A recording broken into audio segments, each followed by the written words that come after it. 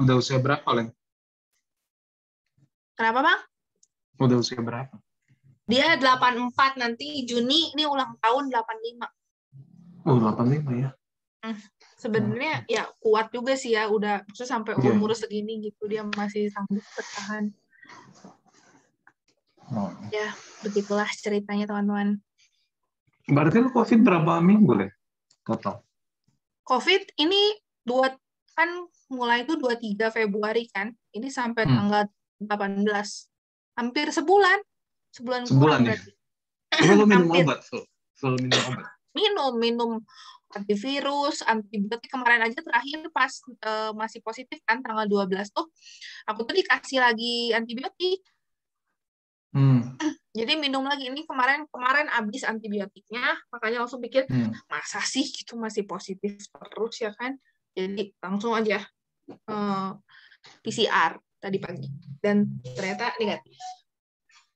Sekarang udah segar banget berarti ya. Lumayan, masih sisa batuk-batuknya aja gitu, kayak masih keras-kerasannya gitu loh. Gatel. Kalau malam atau pagi-pagi gitu, gue tuh kayak gatel gitu. Sebelumnya gimana? Ini ada sesak-sesak juga nggak? Sesak. Ada apa? Sesak-sesak gitu. Sesak atau nggak ada? Nggak. Ya.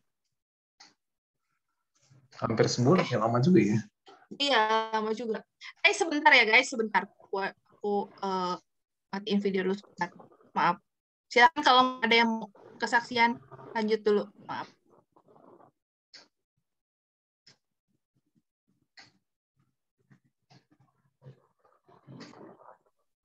Oke, teman-teman. Thank you, Ellen. Sophie nih, berbagi kesaksian dong. Kan baru kemarin ulang tahun nih, Sof. Gimana? Ada cerita apa? Malam semuanya. Sebelumnya makasih ucapan-ucapan yang tadi di WA dan di sini juga.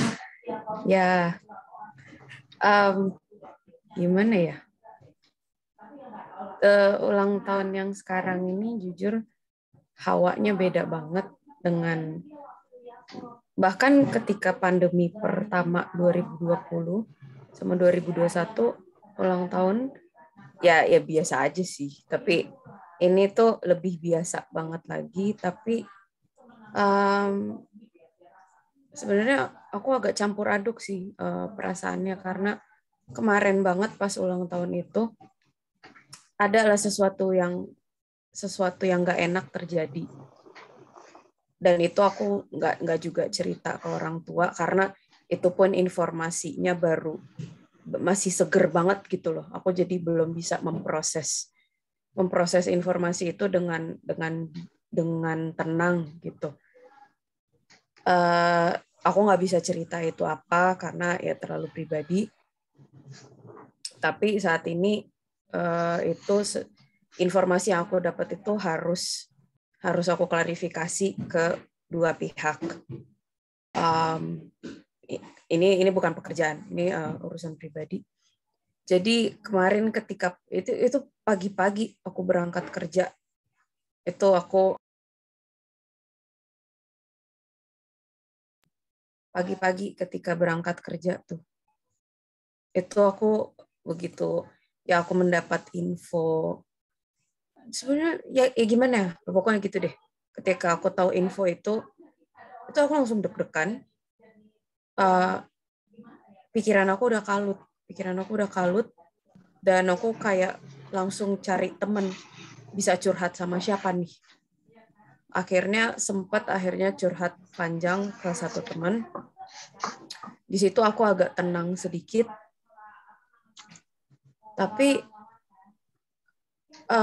saat ini ya karena aku belum proses klarifikasi, jadi ini aku perasaan masih campur aduk banget. Dan ya karena hal itu aku jujur jadi nggak bisa ngerasain, oh kemarin ulang tahun gitu. Oh hari ini saya ulang tahun, aku jadi nggak bisa ngerasain itu. Walaupun sebetulnya harusnya bersyukur ya namanya juga ulang tahun gitu loh. Tuhan masih kasih umur. Tapi ini sesuatu info yang aku dapat ini tuh apa ya, di luar dugaan aku, dan aku nggak sangka-sangka. Jadi dan kedepannya ketika kalau aku nanti lakukan proses klarifikasi bla bla bla itu aku nggak tahu akan jadi apa nanti hasilnya.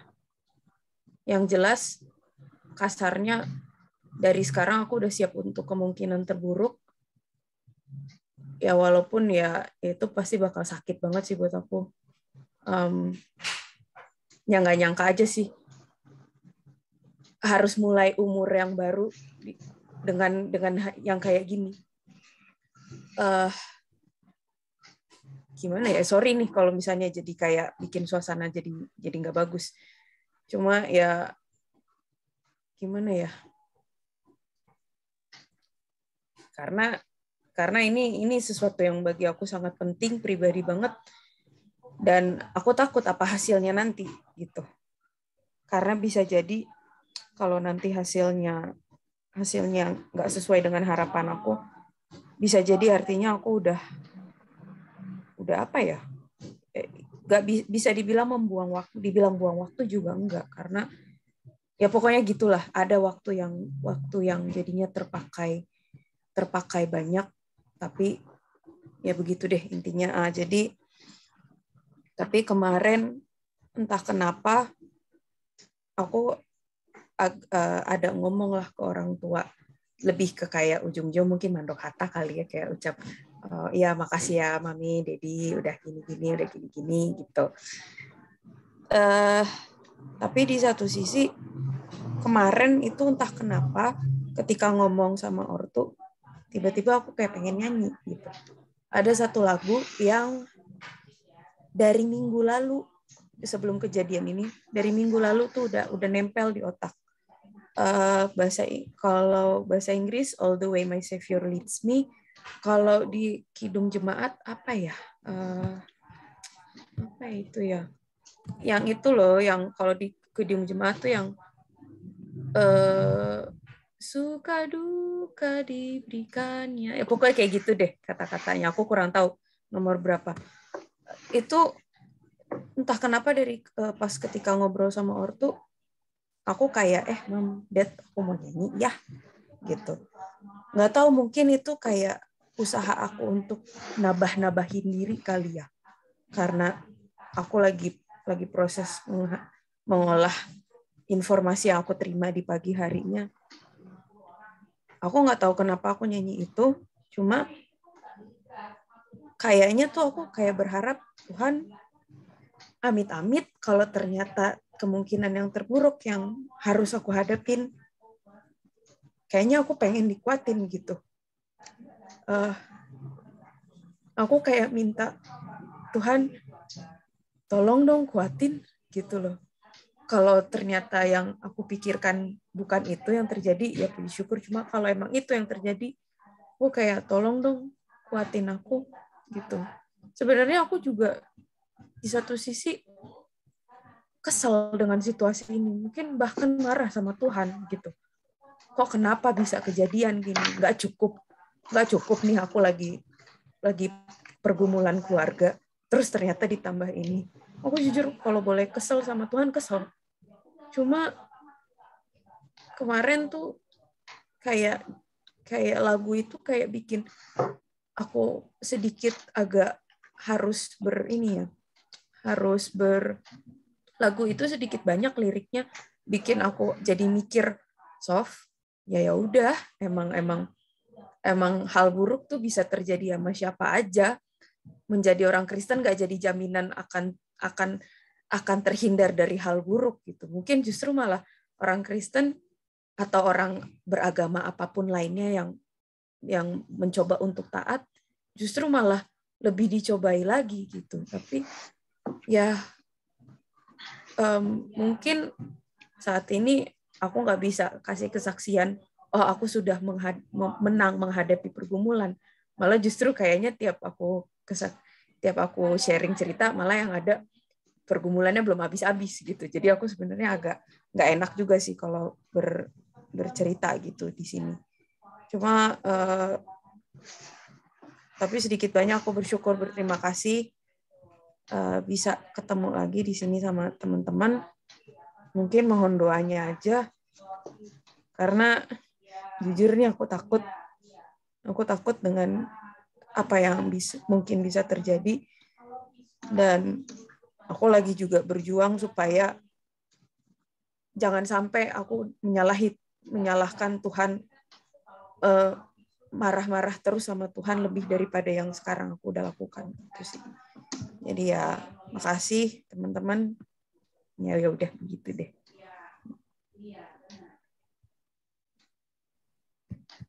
Oke, thank you ya Sofi, tetap semangat. Nanti kita doain juga sama-sama ya di akhir. Kalau di sini mah kita nggak apa-apa kok, mau cerita apa juga cerita weh. Konsep.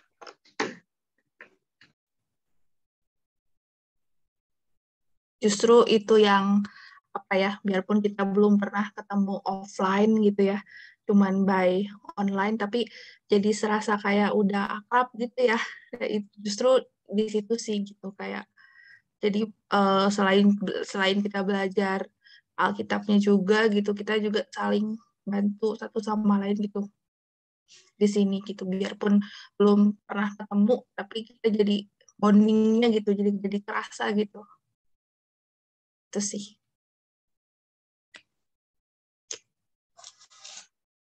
Ada lagi teman-teman yang mau membagikan?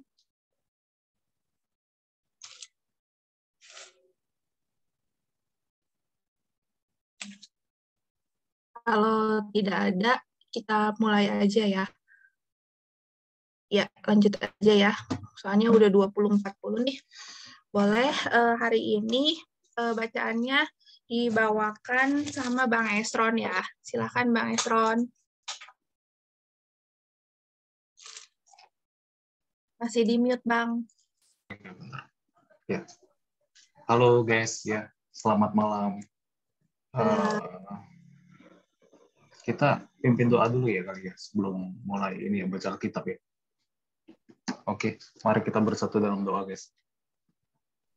Tuhan, terima kasih Tuhan atas berkat-Mu pada malam hari ini Tuhan. Kami mengucap syukur Tuhan karena Engkau masih memberikan kesempatan pada kami Tuhan untuk menikmati hidup ini Tuhan. Kami berdoa Tuhan supaya apapun yang sedang kami alami Tuhan di dalam hari-hari kami Tuhan, biar Engkau yang memimpin Tuhan di dalam hidup kami Tuhan. Kami percaya Tuhan bahwa rancangan-Mu Tuhan selalu indah Tuhan dalam hidup kami Tuhan.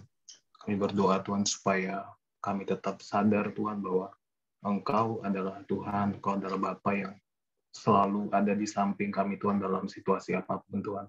Kami berdoa supaya apapun masalah Tuhan yang sedang kami alami pribadi lepas pribadi Tuhan, supaya Engkau beri kekuatan Tuhan supaya kami bisa melewati setiap masalah tersebut Tuhan. Kami percaya Tuhan bahwa kekuatan-Mu Tuhan, jika kami mengandalkan kekuatan-Mu Tuhan, tidak ada yang mustahil Tuhan bagi Engkau Tuhan untuk kami bisa lewati itu Tuhan. Dan kami percaya bahwa rancangan-Mu Tuhan indah pada waktunya Tuhan. Yang berdoa juga Tuhan supaya bacaan Alkitab kami pada malam hari ini Tuhan, kami mendapatkan hikmat yang bukan daripada hikmat kami sendiri Tuhan, tapi berasal dari Roh-Mu Tuhan. Kami berdoa supaya Roh Kudus memimpin kami Tuhan, supaya kami mendapatkan sesuatu yang daripada-Mu Tuhan. Terima kasih Tuhan, dalam nama Yesus yang berdoa. Amin. Amin. Oke guys, halo guys. Ya thank you ya, ini kali pertama ya disuruh jadi BS Lead ini ya.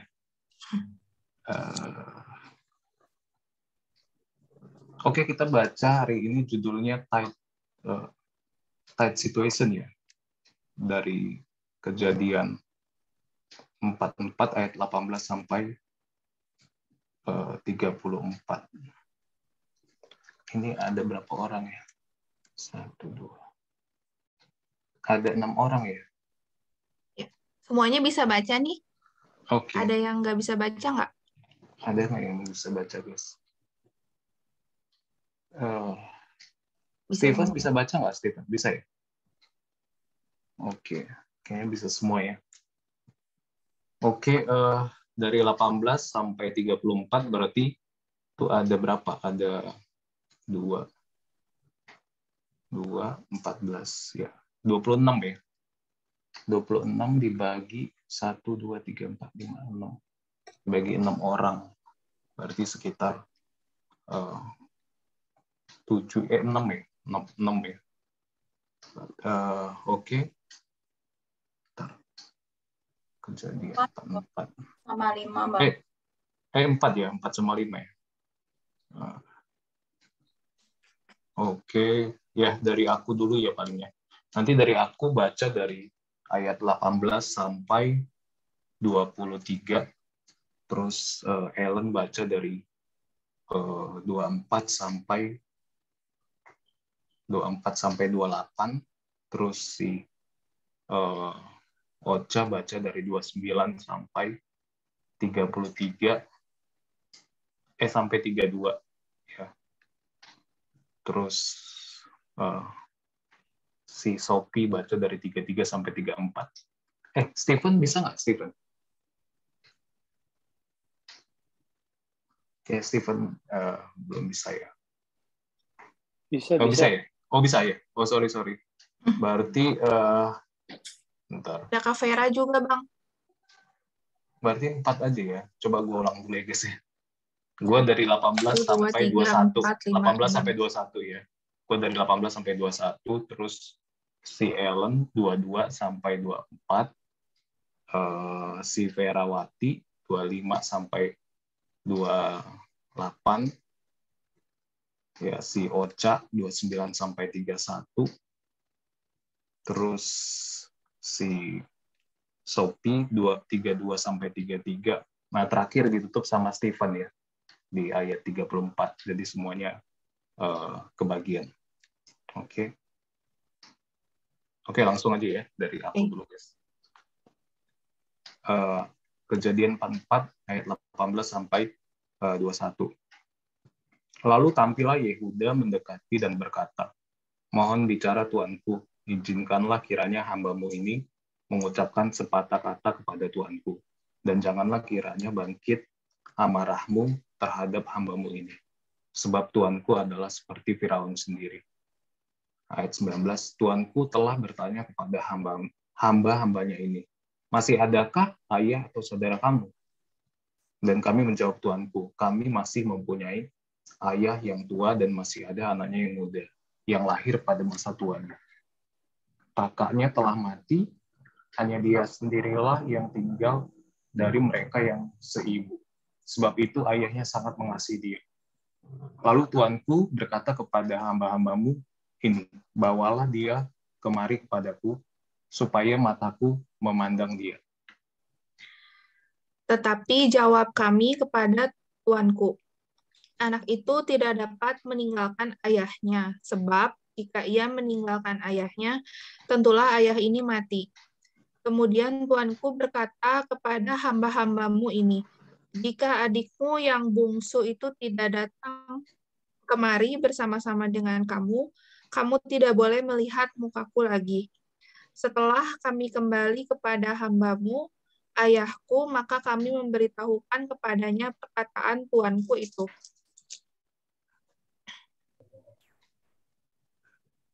Kemudian ayah kami berkata, kembalilah kamu membeli sedikit bahan makanan bagi kita.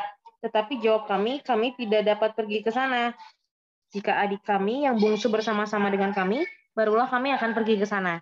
Sebab kami tidak boleh melihat muka orang itu, apabila adik kami yang bungsu tidak bersama-sama dengan kami. Kemudian berkatalah hambamu, ayahku, kepada kami, kamu tahu bahwa istriku telah melahirkan 2 orang anak bagiku. Yang seorang telah pergi daripadaku, dan aku telah berkata, tentulah ia diterkam oleh binatang buas. Dan sampai sekarang aku tidak melihat dia kembali.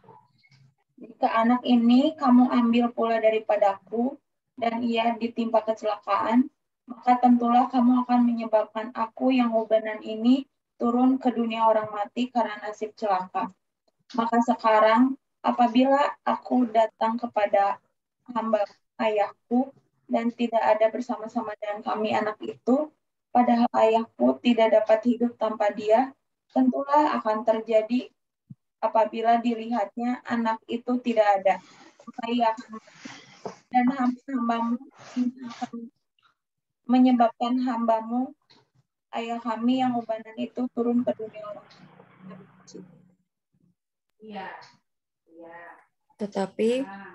Tetapi hamba-Mu ini telah menanggung anak itu terhadap ayahku dengan perkataan, jika aku tidak membawanya kembali kepada Bapa, maka akulah yang berdosa kepada Bapa untuk selama-lamanya. Oleh sebab itu, baiklah hamba-Mu ini tinggal menjadi budak tuanku menggantikan anak itu, dan biarlah anak itu pulang bersama-sama dengan saudara-saudaranya.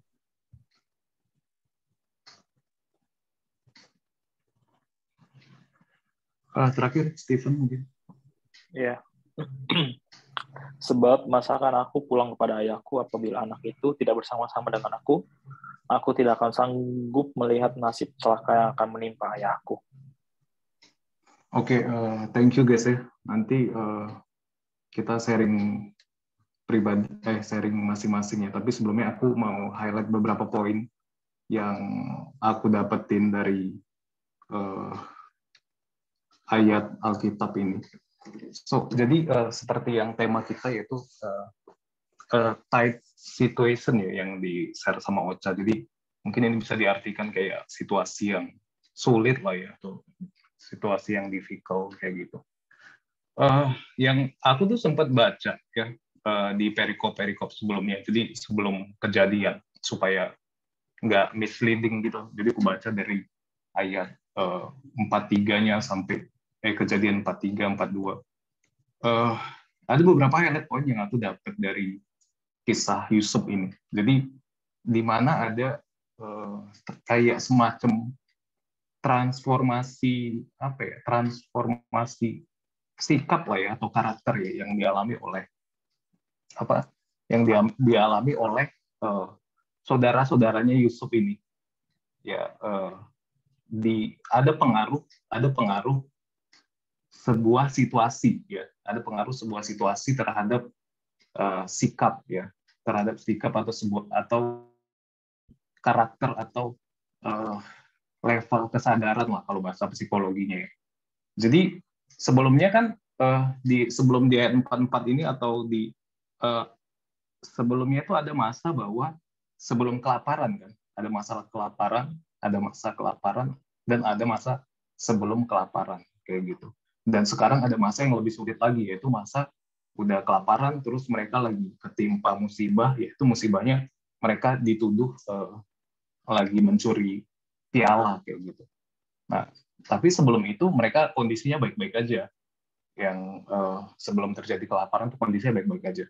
Nah, ternyata dari dua situasi ini ada terjadi perubahan sikap gitu. Jadi kalau aku lihat sebelumnya murid-muridnya saudara-saudara Yusuf ini sebelumnya itu selfish ya mereka lebih egois lah ya bisa dibilang, karena mereka melihat si Yusufnya ini lebih disayang sama si Yakub sehingga akhirnya mereka cemburu gitu. Mereka nggak peduli ya, waduh gue cemburu nih, so gue mau celakain aja adik gue nih karena dia lebih disayang sama Yakub kayak gitu. Nah, ada transformasi tuh dari selfish sekarang jadi selfless atau tidak egois lagi ketika ada masa-masa sulit kayak gitu.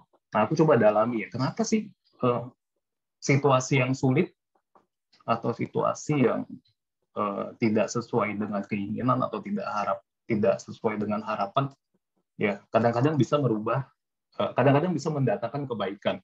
Ya kalau kita lihat di sini ya itu si Yehuda itu jadi berubah banget ya, atau saudaranya Yusuf itu jadi berubah ya, saudara-saudara Yusuf jadi berubah sifatnya.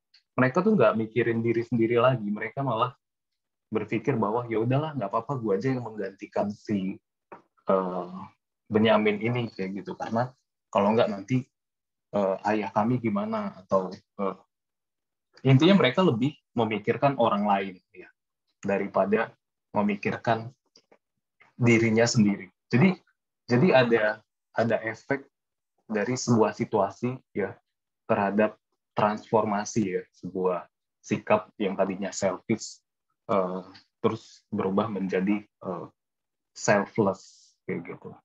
Nah itu yang aku dapetin, salah satu poin yang aku dapetin dari kisahnya atau kejadian 44 ini. Karena ternyata Tuhan bisa memakai situasi, ya. Tuhan bisa memakai, Tuhan punya cara, baik itu melalui situasi yang sedang kita alami, ya meskipun situasinya kadang tidak sesuai dengan apa yang kita harapkan, tapi itu malah bisa merubah cara pandang kita atau point of view kita.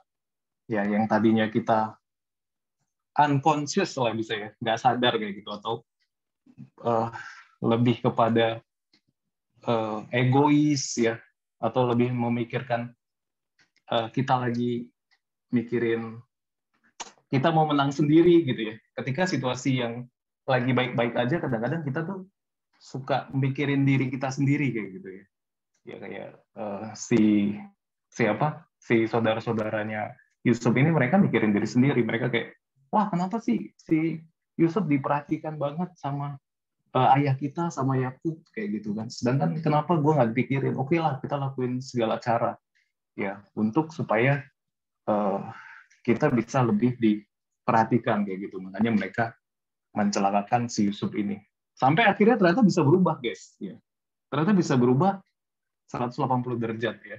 Tadi yang begitu, sekarang malah dia nggak peduli sama diri dia sendiri. Ya udah, gue nggak apa-apa lah, gue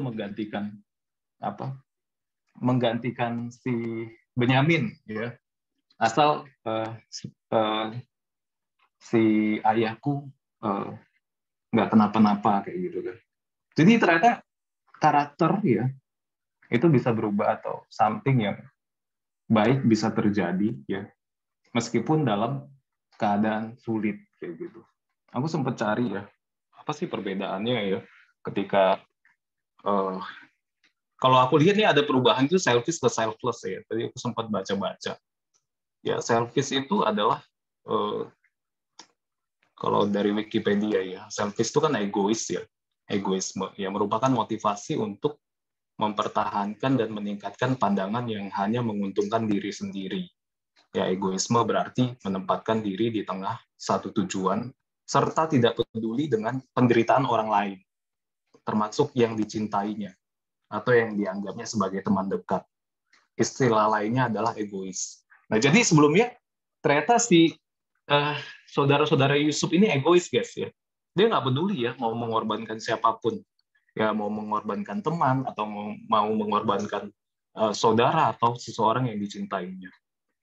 Asalkan bisa mendapatkan tujuannya sendiri.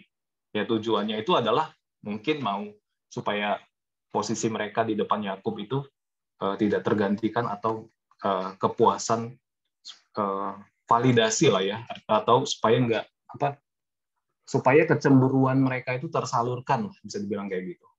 Nah, sebelumnya itu mereka egois ya. Nah, terus mereka sekarang jadi selfless ya. Mereka nggak mempedulikan ya situasinya setelah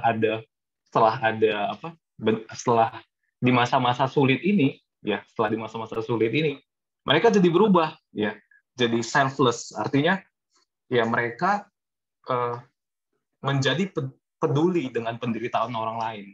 Ya mereka peduli dengan penderitaan orang lain meskipun harus mengorbankan dirinya. Ya, itu yang terjadi, perubahan itu yang terjadi ya, efek dari situasi yang berubah kayak gitu. Itu yang satu highlight point yang aku dapat dari kisah Yusuf ini, atau dari kejadian 44 ini ya, di mana mereka bisa berubah karena ada situasi yang sulit kayak gitu, atau situasi yang sukar lah bisa dibilang kayak gitu kan. Nah, poin kedua ya yang aku dapetin dari pembelajaran di kejadian 44 ini ya adalah aku belajar juga dari Yusuf gitu ya, dimana dia itu selalu nggak peduli sama situasi apapun ya, dia selalu mempertahankan kesadarannya, atau dia selalu mempertahankan hidupnya untuk nggak peduli situasi apapun. Dia selalu belajar untuk dipimpin oleh Tuhan lah ya, atau mengikuti jalan-jalannya Tuhan. Jadi mau dia dalam keadaan sulit, mau dia dalam keadaan senang ya. Sekarang kan dia dalam keadaan senang nih, dia tetap aja stay dalam jalan-jalannya Tuhan. Ya dalam keadaan sulit, waktu dia dijual, dia tetap setia sama Tuhan, dia tetap setia dalam perkara-perkara kecil. Sekarang ketika dia lagi dalam posisi enak, dia juga berusaha untuk mempertahankan kebijaksanaannya atau berusaha untuk mempertahankan hidupnya itu dipimpin oleh roh kayak gitu. Nah ini yang aku pelajarin. Kadang kita guys ya di dalam, baik itu di dalam dunia pekerjaan atau dalam kehidupan kita sendiri, kita tuh nggak stabil ya. Terus gue tuh kadang dulu nggak stabil kalau misalnya dalam keadaan enak ya atau dalam keadaan semuanya baik-baik aja. Kadang-kadang kita merasa kayak egois gitu loh, atau lupa sama Tuhan. Jadi ya kita nggak mengandalkan Tuhan. Jadi kayak kita ya udahlah, gue udah baik-baik aja kayak gitu kan. Akhirnya kita kadang-kadang nggak peka ya sama orang lain, atau kadang-kadang kita menjadi egois atau menjadi selfish sehingga kita lupa ya mendengarkan suara Tuhan. Tapi begitu ada masa sulit ya, ketika ada masa sulit, akhirnya kita sadar lagi, oh iya gue lupa sama Tuhan. Akhirnya gue datang lagi sama Tuhan. Ya kadang masa sulit itu bagus juga kayak gitu loh di dalam kehidupan kita. Kayak bagus juga ketika masa sulit itu terjadi, kita menjadi semakin sadar, kita jadi bergantung ya pada Tuhan. Akhirnya kita tersadarkan karena kita sering dalam posisi tidak sadar ya kalau dalam kondisi baik-baik aja. Tapi ketika dalam masa sulit, kadang-kadang kita jadi malah disadarkan. Akhirnya kita balik lagi kepada Tuhan. Ya jadi key point yang aku dapat atau take away yang gue dapat dari pembelajaran kisah Yusuf ini, khususnya di ayat 44 ini, ya baiklah kita untuk sebenarnya mau dalam kondisi apapun, ya mau dalam kondisi sulit, mau dalam kondisi nggak sulit, atau mau dalam kondisi happy, atau mau dalam kondisi nggak happy, sebisa mungkin untuk kita stabil, atau sebisa mungkin untuk kita tetap dipimpin oleh dipimpin oleh roh, ya, atau dipimpin oleh firman Tuhan, atau dipimpin oleh suara Tuhan, atau dipimpin oleh dipimpin oleh Yesus lah kayak gitu ya. Karena apa? Ketika kita dipimpin itu kebijaksanaan ya atau hikmat itu tuh akan terjadi di dalam hidup kita. Tapi begitu kita nggak dipimpin, kita tuh kadang menjadi malah, kalau aku secara pribadi malah jadi kayak suka hilang arah ya kayak gitu. Suka hilang arah, akhirnya kita menjadi mengandalkan diri sendiri atau ya membuat hikmat-hikmat sendiri. Tapi kalau kita dipimpin, itu percayalah akan banyak hal yang diubahkan oleh Tuhan. Ya, hikmat Tuhan ya itu akan banyak datang kepada kita ketika kita berusaha untuk dipimpin oleh Tuhan. Ya jangan sampai jangan sampai, kalau bisa jangan sampai situasi sulit dulu terjadi kayak gitu. Ya, kalau bisa jangan sampai Tuhan menggunakan cara-cara yang sulit untuk menyadarkan kita. Kayak gitu.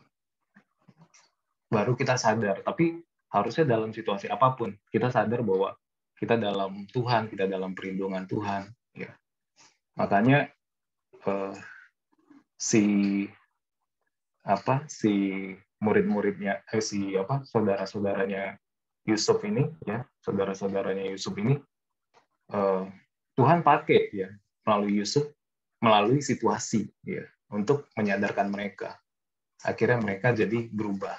Itu sih guys yang gue dapetin lah ya dari kisahnya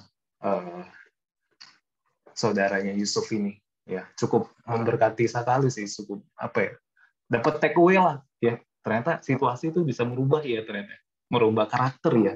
Ternyata ada transformasi yang terjadi ya ketika ada situasi sulit yang tadinya karakternya egois ya atau selfish bisa jadi selfless atau tidak egois ya, tiba-tiba bisa dirubah ya. Tuhan pakai situasi ya yang sulit untuk mendatangkan sebuah kebaikan ya, dalam artian mendatangkan atau merubah behavior atau merubah karakter. Nah, mungkin teman-teman bisa sharing lah, guys. Apa sih yang pernah nggak kalian dalam situasi sulit atau dalam situasi apapun, tiba-tiba kalian menjadi dapat hikmat, tiba-tiba kalian menjadi ada hal positif yang tersadarkan lah ya, atau diubahkan ya ketika dalam situasi-situasi sulit, atau yang tadinya nggak kepikiran akhirnya jadi kepikiran. Ya, boleh guys teman-teman sharing ya berdasarkan situasi yang terjadi atau ayat kejadian 44 ini.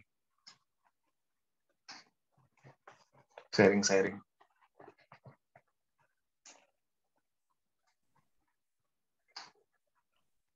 Boleh, silahkan. Ya. Dari Kak Vera mungkin ada yang mau dibagikan, Kak? Ellen seneng banget sih nyebutin nama aku. Ya dong. Aku tuh tadi diberkati sama apa sih yang situasi sulit mengubahkan. Saya juga ngalamin sih kayak gitu. Situasi sulit mengubahkan. Dulu tuh saya tuh ada dalam posisi nyaman gitu, kayak baca firman belang beton gitu. Tiba-tiba tuh ini udah saya ceritain sih, di tahun 2021 tuh saya pernah mengalami yang namanya takut mati gitu. Jadi mau nggak mau tuh jadi cari Tuhan gitu. Jadi mau nggak mau jadi baca firman setiap hari. Karena kalau takut mati saya nggak tahu lagi solusinya selain cari Tuhan kan ya. Jadi benar situasi, padahal tuh saya nggak kenapa-napa loh. Saya kayaknya tuh jadi saya kena COVID. Jadi saya kena COVID, tapi saya nggak minum antivirus, nggak tahu ngaruh kayaknya dari situ ya. Pas varian Delta tuh, terus udah gitu tuh orang-orang tuh ngalamin yang namanya long term after COVID gitu ya. Saya ngalamin itu kali ya. Jadi tuh semua badan tuh kerasa sakit, tapi tuh pas diperiksain ke dokter katanya nggak kenapa-napa. Tapi gue ngerasa sakit dan sampai nggak bisa tidur gitu. Tapi ya jadi takut mati gitu. Jadi ya akhirnya cari Tuhan gitu, bener-bener cari Tuhan gitu sampai ngerasa damai gitu kan ya. Dan mulai rutin baca firman, sekalipun ada masanya sih, sekarang tuh udah nyaman gitu, ada masanya gitu 2 hari baca firmannya gitu kan ya, ada masanya seperti itu. Nah itu sih, terus aku tuh jadi keingetan ini juga, Yusuf juga ngalamin situasi sulit ya, bener nggak sih? Jadi dia dibuang sama keluarganya gitu, tapi tuh dia tuh kayak terus udah gitu ditaruh ke penjara, udah gitu di penjara dia apa sih namanya? Di penjara juga dia dilupain gitu sama rekannya, padahal udah diartiin mimpinya gitu kan ya. Jadi aku ngebawa situasi sulit itu ada yang buat mengubahkan. Tadi Esron bagian bahwa apa sih? Jangan sampai kita masuk dalam situasi sulit yang gara-gara kebebalan kita gitu ya. Iya benar. Gara-gara kebebalan kita baru kita mau berubah gitu. Tapi nggak melulu sih situasi sulit gara-gara kebebalan. Ada masanya situasi sulit itu bawa kita buat promosi gitu. Emang Tuhan, emang kayaknya gue udah cari Tuhan kok, tapi situasinya masih sulit aja gitu. Karena ya mungkin itu promosi juga dari Tuhan gitu. Tetaplah berada dalam jalannya Tuhan gitu. Iya sih. Kalau lagi itu benar, tetap aja lah dalam jalannya Tuhan gitu ya. Apapun yang terjadi. Kalau misalnya kita udah ngelakuin bagian kita kok tapi masih sulit sih. Ya mungkin Tuhan ada rencana yang lain gitu. Tapi kalau misalnya kita tahu situasi jadi sulit gara-gara kita bebal, ya berubahlah gitu. Itu sih.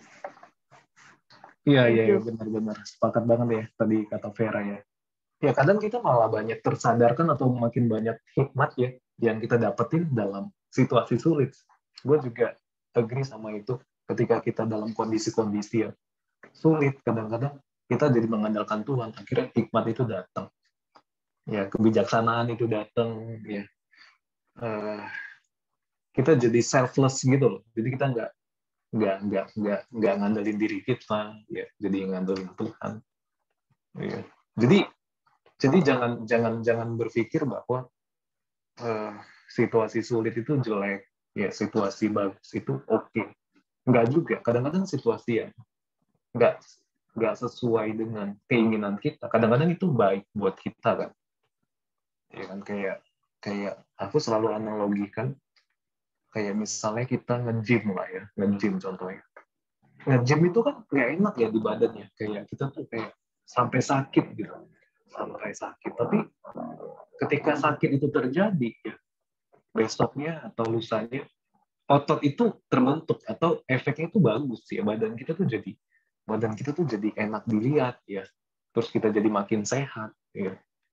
Tapi kalau kita nge-gym-nya nggak sampai sulit ya, kalau kita nge-gym-nya cuman angkat barbelnya cuma 2 kilo ya atau 1 kilo, yang mana itu ringan banget ya, ringan tapi nggak berat gitu, itu nggak ada yang terbentuk guys. Besok-besoknya otot kita sama-sama aja, badan kita sama-sama aja. Jadi nggak selamanya situasi yang sulit itu nggak baik ya, atau situasi yang tidak kita harapkan itu sesuatu yang tidak baik. Nggak juga, kadang itu menjadi baik juga. Dan nggak selamanya juga situasi yang baik itu adalah baik buat kita. Kadang-kadang malah kita jadi comfort zone. Ya akhirnya kita jadi lupa, kita jadi jumawa, dan akhirnya kita jadi unconscious ya, nggak sadar. Ya kita hidup nggak sadar, kita cuman mementingkan ego kita sendiri ya, kita di-driven sama ego kita atau di-driven sama keinginan-keinginan kita, yang akhirnya itu tanpa kita sadari mengarahkan kita kepada sesuatu yang buruk. Itu sih ya yang tadi menyambung dari Vera. Ada lagi nggak guys, teman-teman guys, yang mau sharing ya terkait situasi sulit, mungkin pengalamannya ya. Bener nih tadi yang Kak Vera nih, kalimat terakhir nih nyangkut banget di otak. Kalau ternyata situasi sulit itu karena kebabalan kita, berubahlah. Yeah. Itu sih.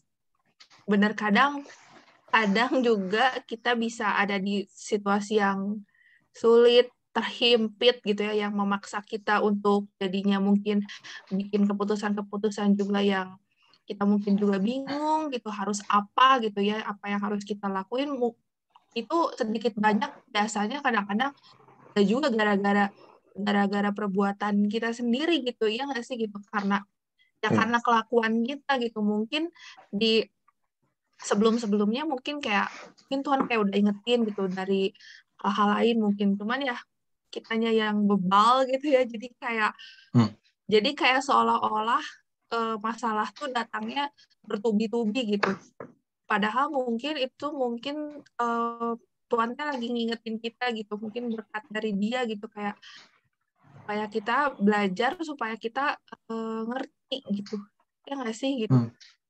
Soalnya kayak pasti kan sedikit banyak ada juga yang maksudnya segala sesuatu terjadi itu pasti karena ada alasannya gitu. Nah, jadi mungkin aja itu karena perbuatan kita sendiri juga yang kadang mungkin kita nggak sadar gitu. Kalau di sini ya mungkin kayak contohnya ya karena perbuatan saudara-saudaranya sebelumnya gitu kan, yang mereka ngejahatin saudaranya sendiri gitu. Nah mungkin sampai di titik ini baru poinnya kayak mereka kayak ditegur gitu ya, kayak gimana sih gitu, kayak akhirnya mereka ada di situasi ini ya juga mungkin karena Tuhan pengen tahu gitu ke mereka gitu, kayak atau ke kita ya kadang-kadang gitu, supaya kita ya berubahlah gitu.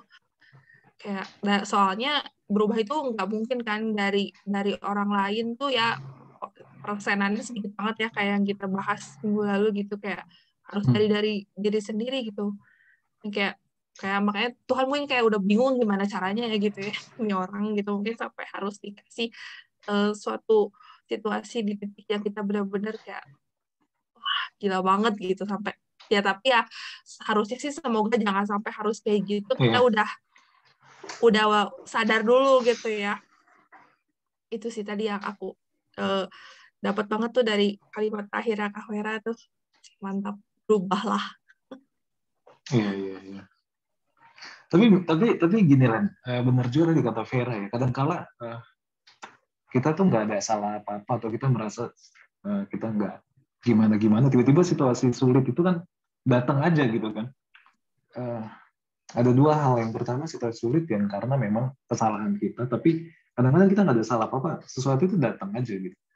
Jadi lebih baik sih kalau aku ya berpikir bahwa ya kayak situasi sulit itu bisa jadi itu semuanya ada alasannya kan kayak gitu. Dan itu yang kita nggak tahu sebenarnya.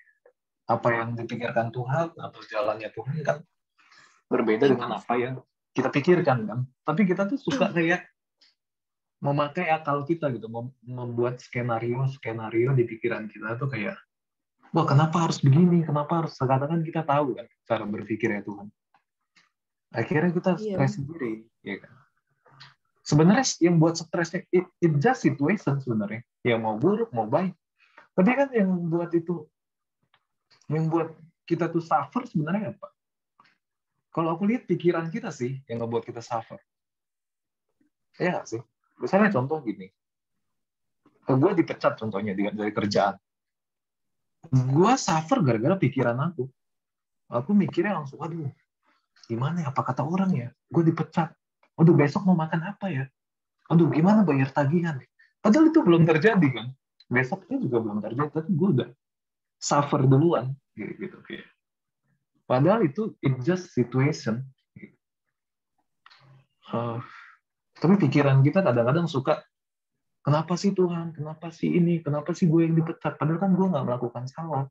Padahal kan gue udah bekerja keras. Gitu. Seakan-akan kita tahu semua jalan-jalan Tuhan dan seakan-akan kita tahu kalau itu tuh nggak oke gitu. Padahal kita nggak tahu kan. Ternyata dari situ bisa jadi kita jadi entrepreneur, ya kan? Atau kita jadi lebih kaya lagi.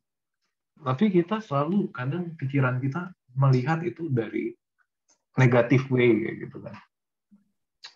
Makanya kalau aku sih lihat ya dalam situasi sulit ya kayak tadi yang ini bilang ya, kalau yang memang kita memang bukan dari salah kita ya, memang bukan dari luar kita, jangan resisten sih. Ya, resisten itu artinya kayak kita nggak menerima situasi itu sendiri, akhirnya kita suffer, menderita. Yang membuat kita menderita itu sebenarnya bukan halnya atau situasinya, tapi skenario atau pikiran-pikiran yang bermain lah gitu. Kita tidak menerima situasi itu. Padahal kalau kita menerima situasi itu, kita berserah pada Tuhan, ya akhirnya itu menjadi situasi sebenarnya. Dan bisa jadi ada hal yang positif, terobosan-terobosan kayak yang dialami oleh si Yehuda itu. Akhirnya dia ada terobosan, akhirnya dia bisa menjadi seorang yang berkarakter lebih bagus lah. Itu sih ya. Ada lagi nggak guys ya sharingnya, mungkin dari Desi atau dari Sophie atau Chandler Steven? Kan kita berbicara situasi sulit ya. Ya kebetulan. Nah, kenapa yang aku lagi alamin sekarang, kenapa ngepas banget sih? Aku mungkin nggak bisa bilang banyak karena situasinya ini belum selesai gitu, baru kejadian malah. Cuma kalau yang aku bisa pikir, yang situasi sulit ini tuh ya aha moment bener, aha moment banget. Kalau aku rasa nih kemarin itu ketika itu terjadi itu ya ketika ya itulah terjadi itu. Aku kayak sebenarnya kan sebelum ini aku juga ya kalau mau dikata imannya goyah lah ya gitu. Imannya goyah. Cuma kemarin ketika hal yang tak terduga itu terjadi, yang lah gue nggak bikin salah apa-apa, gue perasaan nggak ada buat aneh-aneh deh. Kok kenapa ini kejadian gitu? Kejadian yang ya namanya juga di luar kuasa ya. Kenapa nih kok bisa begini? Itu mungkin karena itu hal yang berhubungan dengan aku pribadi, itu sesuatu yang penting banget buat aku tuh. Aku jadi kayak kaget. Terus yang tadinya aku udah nggak tahu deh, mungkin sama Tuhan sebelumnya udah antipati, udah kesel. Kayak kemarin tuh kok kayak malah jadi aku kayak setelah curhat juga aku jadi kayak agak ditenangin, terus kayak kok malah jadinya ini agak gimana ya, malah jadinya pengen dengerin lagu gereja gitu contohnya. Jadi kayak Dia makin dekat sama Tuhan ya. Gimana ya, kayak kesannya kayak aku beneran lagi kena apa-apa terus pengen ngadu gitu loh, gimana sih. Nah kebetulan kasarnya udah selama ini udah lama nggak ngadu sama Tuhan, tapi ini situasi kayaknya terlalu gimana, jadi jadi aku kayak nyari Tuhannya gitu. Terus itu satu, jadi nggak tahu ya, mungkin sedikit banyak kejadian yang kemarin yang aku alamin itu mungkin juga teguran, tapi apa mungkin masih bentuk perlindungan Tuhan, bagian dari bentuk perlindungan Tuhan. Jadi kayak aku jadi mikir, apa mungkin kejadian gak enak ini tuh perlu aku alamin, ya maksudnya satu biar insaf dikit lah, aku jadi manusia, sama juga biar nggak terlalu kurang ajar juga, karena selama ini mungkin aku kayak bisa dibilang kebanyakannya ngeluh, kebanyakan mungkin nyalahin Tuhan, karena tapi sebenarnya kalau dipikir-pikir kalau aku begitu terus makin kurang ajar, pada akhirnya apa sih yang tersisa dari manusia kalau dia makin kurang ajar sama Tuhan gitu. Ya aku nggak tahu ya, itu pengalaman orang beda-beda, cuma ini aku sih lagi berpikir ya, kalau aku makin terus kurang ajarannya terusan gitu, mau jadi apa gitu. Mungkin bisa jadi ya kejadian sulit itu terjadi supaya menyadarkan aku kalau udah waktunya nih kamu balik ke saya gitu loh, kasarnya ya. Cuman ya aku tinggal berdoa aja, semoga perasaan yang aku alamin ini tuh bukan perasaan sementara, tapi perasaan yang boleh terus berkelanjutan gitu. Maksudnya perasaan ingin bergantung sama Tuhan gitu sih.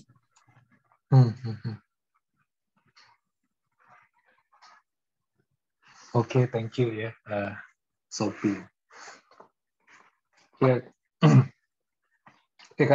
kadang situasi sulit itu membuat kita kembali ke Tuhan ya, karena Tuhan pengen, ya kalau yang aku alami ya, kadang-kadang Tuhan pengen kita tuh nggak melekat ya kepada apapun juga selain kepada Tuhan. Makanya kadang-kadang dikasih sesuatu yang sulit gitu, supaya akhirnya, oh iya, gue nggak tahu lagi mau kemana nih, gue ke Tuhan lah. Sebelumnya kita melekat kepada pekerjaan kita melekat kepada uang kita melekat kepada misalnya relationship sama pacar kita atau apapun, sehingga kita agak lupa nih sama Tuhan. Jadi kadang-kadang Tuhan ngebuat situasi supaya kita sadar, oh iya, gue harus balik lagi sama Tuhan, karena nggak semuanya ternyata bisa gue kontrol gitu. Gue harus balik lagi kepada Tuhan. Kadang itu juga terjadi gitu, untuk kita nggak melekat lagi kepada apapun juga selain pada Tuhan. Jadi bisa jadi kalau positive things-nya ya Tuhan masih sayang sama kita, makanya dikasih situasi itu supaya kita nggak terlalu jauh ya. Kalau nggak kita makin jauh tuh, kayak siapa tadi biasanya dengerin lagu dugem tiba-tiba jadi lagu rohani. Nah itu kan kita nggak akan bisa ingat lagu rohani ya kalau misalnya nggak ada situasi sulit gitu. Kita katanya ya udah happy aja, have fun terus ya, akhirnya bablas ya. Jadi kalau aku sih situasi sulit sih ya bisa jadi caranya Tuhan sih ya, in a positive way ya, untuk membuat kita menjadi semakin conscious, membuat kita semakin sadar bahwa ya Tuhan ya satu-satunya memang yang harus kita pegang. Nggak ada hal lain yang bisa kita pegang ya selain Tuhan. Gitu, karena cuma Tuhan lah yang sebenarnya firm lah ya, atau konsisten atau stabil. Kalau faktor eksternal, Jeff, itu akan ada berbagai macam cara untuk itu nantinya akan mengecewakan kita. Apapun itu, kalau kita gantungkan kebahagiaan kita kepada something yang eksternal. Aku gantungkan kebahagiaan gue kepada pekerjaan. Kita nggak tahu besok ternyata tiba-tiba kenapa-napa dengan pekerjaan. Tiba-tiba bad things terjadi. Gantungkan sesuatu kepada relationship. Ya kadang-kadang nggak semua pacar atau siapapun juga bisa mengerti kita kan. Kadang-kadang mereka nggak mengerti kita. Akhirnya apa? Kita kecewa.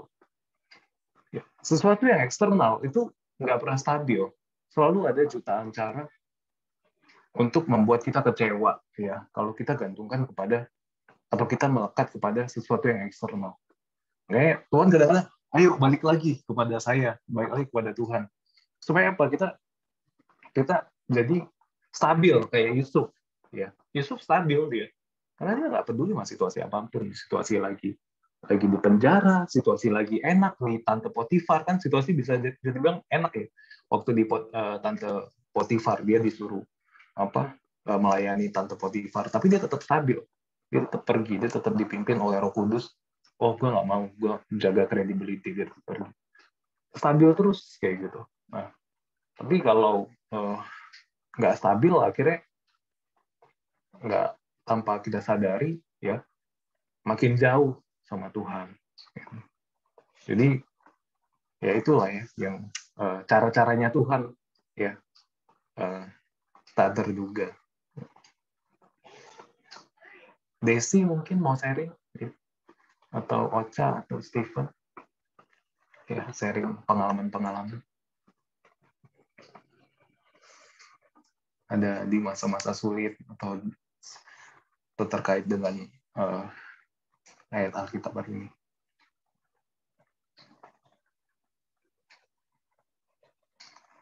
Atau Ellen udah sharing belum ya? Ellen ya, MC kita. Aku lagi nih. Aku udah tadi. Lu udah sharing ya tadi? Oh iya, sorry. Lupa. Setelah Kak Vera. Bapak Oh, nih, iya, Bapak benar. Stephen, monggo dipersilahkan. Ibu Ocha. Iya, Ocha, Stephen atau Desi. Desi telah join, jadi kayaknya dia kurang keep up. Dengerin dulu. Oke, baik. Kita ada ini juga nih. Ada yang baru join tadi ya. Halo Tania. Oh, iya. Halo Tania. Halo semuanya. Salam kenal Tania. Salam kenal Kakak Abang. Ya, gimana Pak Stephen? Udah buka kamera mau ngomong kan nih? Bro Stephen, sharing dulu bro. Oh enggak, tadi itu maksudnya Tania kenalan dulu. Tania. Oh iya. Ini Tania teman saya nih, dia satu marga juga sama saya. Kita gaul. Oh, temannya Bang Adik Stephen. Iya. Tania perkenalan dulu Tania. Boleh, silahkan. Kenalan asal mana, umur berapa? Iya dong. Namanya. Iya. Dari mana, kegiatannya, sibuknya apa?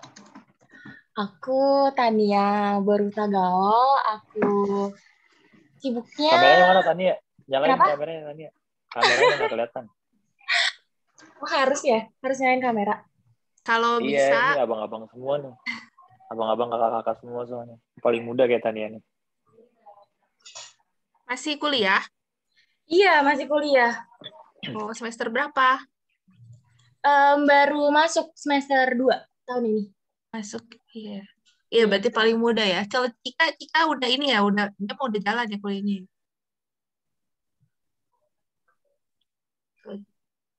Ya, gimana? Boleh lanjut tadi ya? Aku tinggal di Bekasi. Jawa Barat. Iya. Ini sama Stephen teman apa nih? Teman apa, Bang? Apa? Kok nanya? Ini kita kenal dari platform juga sebenarnya, kenal online juga, sama kayak teman-teman di sini lah ya, bisa dibilang. Cuman kalau di sini kan dari kayak grup atau web study. Tapi kalau sama Tania ini, kalau ada yang tahu Clubhouse, tahu nggak sih Clubhouse? Ini teman dari Clubhouse juga. Tahu. Jadi kenal dari Clubhouse, kita ada beberapa join berapa kali bareng, terus ya gitu. Aku tahu dia satu marga lah ya, kita karena udah gaul sama si Menjuntak sama adikku ini gitu. Oke, baik. Selamat bergabung ya Tania. Moga-moga minggu depan bisa ikut lagi. Amin, makasih Kak. Ada yang mau dibagiin nggak? Tadi sempat denger, udah sempat denger di mana? Barangkali ada yang mau di-sharingin? Aku baru denger sedikit sih, jadi kayak belum paham dari awal. Tadi Bang Steven ngasih linknya terlambat. Waduh, Bang Steven gimana nih? Sorry, Link sorry, udah sorry, di-share sorry. dari hari Sorry, kemarin. sorry. Aduh. Baru tadi Kak, jam 8. Oke, baik. Astagfirullah.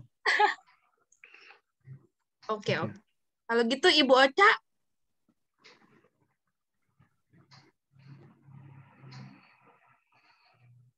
Enggak, gue denger dulu aja dari tadi. nggak bisa. Ibu Ocha nggak ada aturan denger dulu. Kenapa gue nggak boleh cuma denger doang? Tumben nih nggak ada suaranya nih. Aduh. Ya, karena sudah dikatakan semua yang akan gue katakan. Borong Bang Esro nih. Gue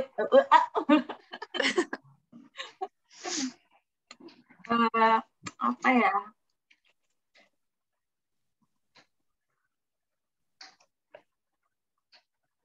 Gue melihat Ibu Huda ini memberanikan diri sih. Jadi aja dia udah dikatakan yang ayat ke-18, lalu tampillah Yehuda mendekatinya dan berkata, mendekati Yusuf ya. Yusuf yang di sini tuh sebenarnya adalah sama dengan si Firaun gitu, istilahnya rajanya lah ya. Dia memberanikan dirinya, memohon, terus dia kata-katanya gini, mohon bicara Tuanku, izinkan kiranya hambamu ini mengucapkan sepatah kata kepada Tuanku, dan jangan kiranya bangkit amarahmu terhadap hamba ini, sebab Tuanku adalah seperti Firaun sendiri. Yang sebelumnya dia juga ingin menolong. Aku nggak tahu itu sebenarnya menolong atau mengambil keuntungan ya. Yehuda ini kan bilang kalau misalnya jangan dibunuh, kita nggak dapat untung apa-apa, mending dijual aja gitu kan. Nah, aku nggak tahu itu tuh tujuannya untuk mengambil untung atau emang dia ingin menyelamatkan tapi dengan cara yang lain gitu. Dan di sini juga dia melakukan memberanikan diri juga di kondisi yang memberanikan diri untuk menghadap istilahnya raja orang kedua di Mesir itu untuk menyampaikan, menolong adiknya gitu. Aku lihat, wah, hal yang luar biasa sih.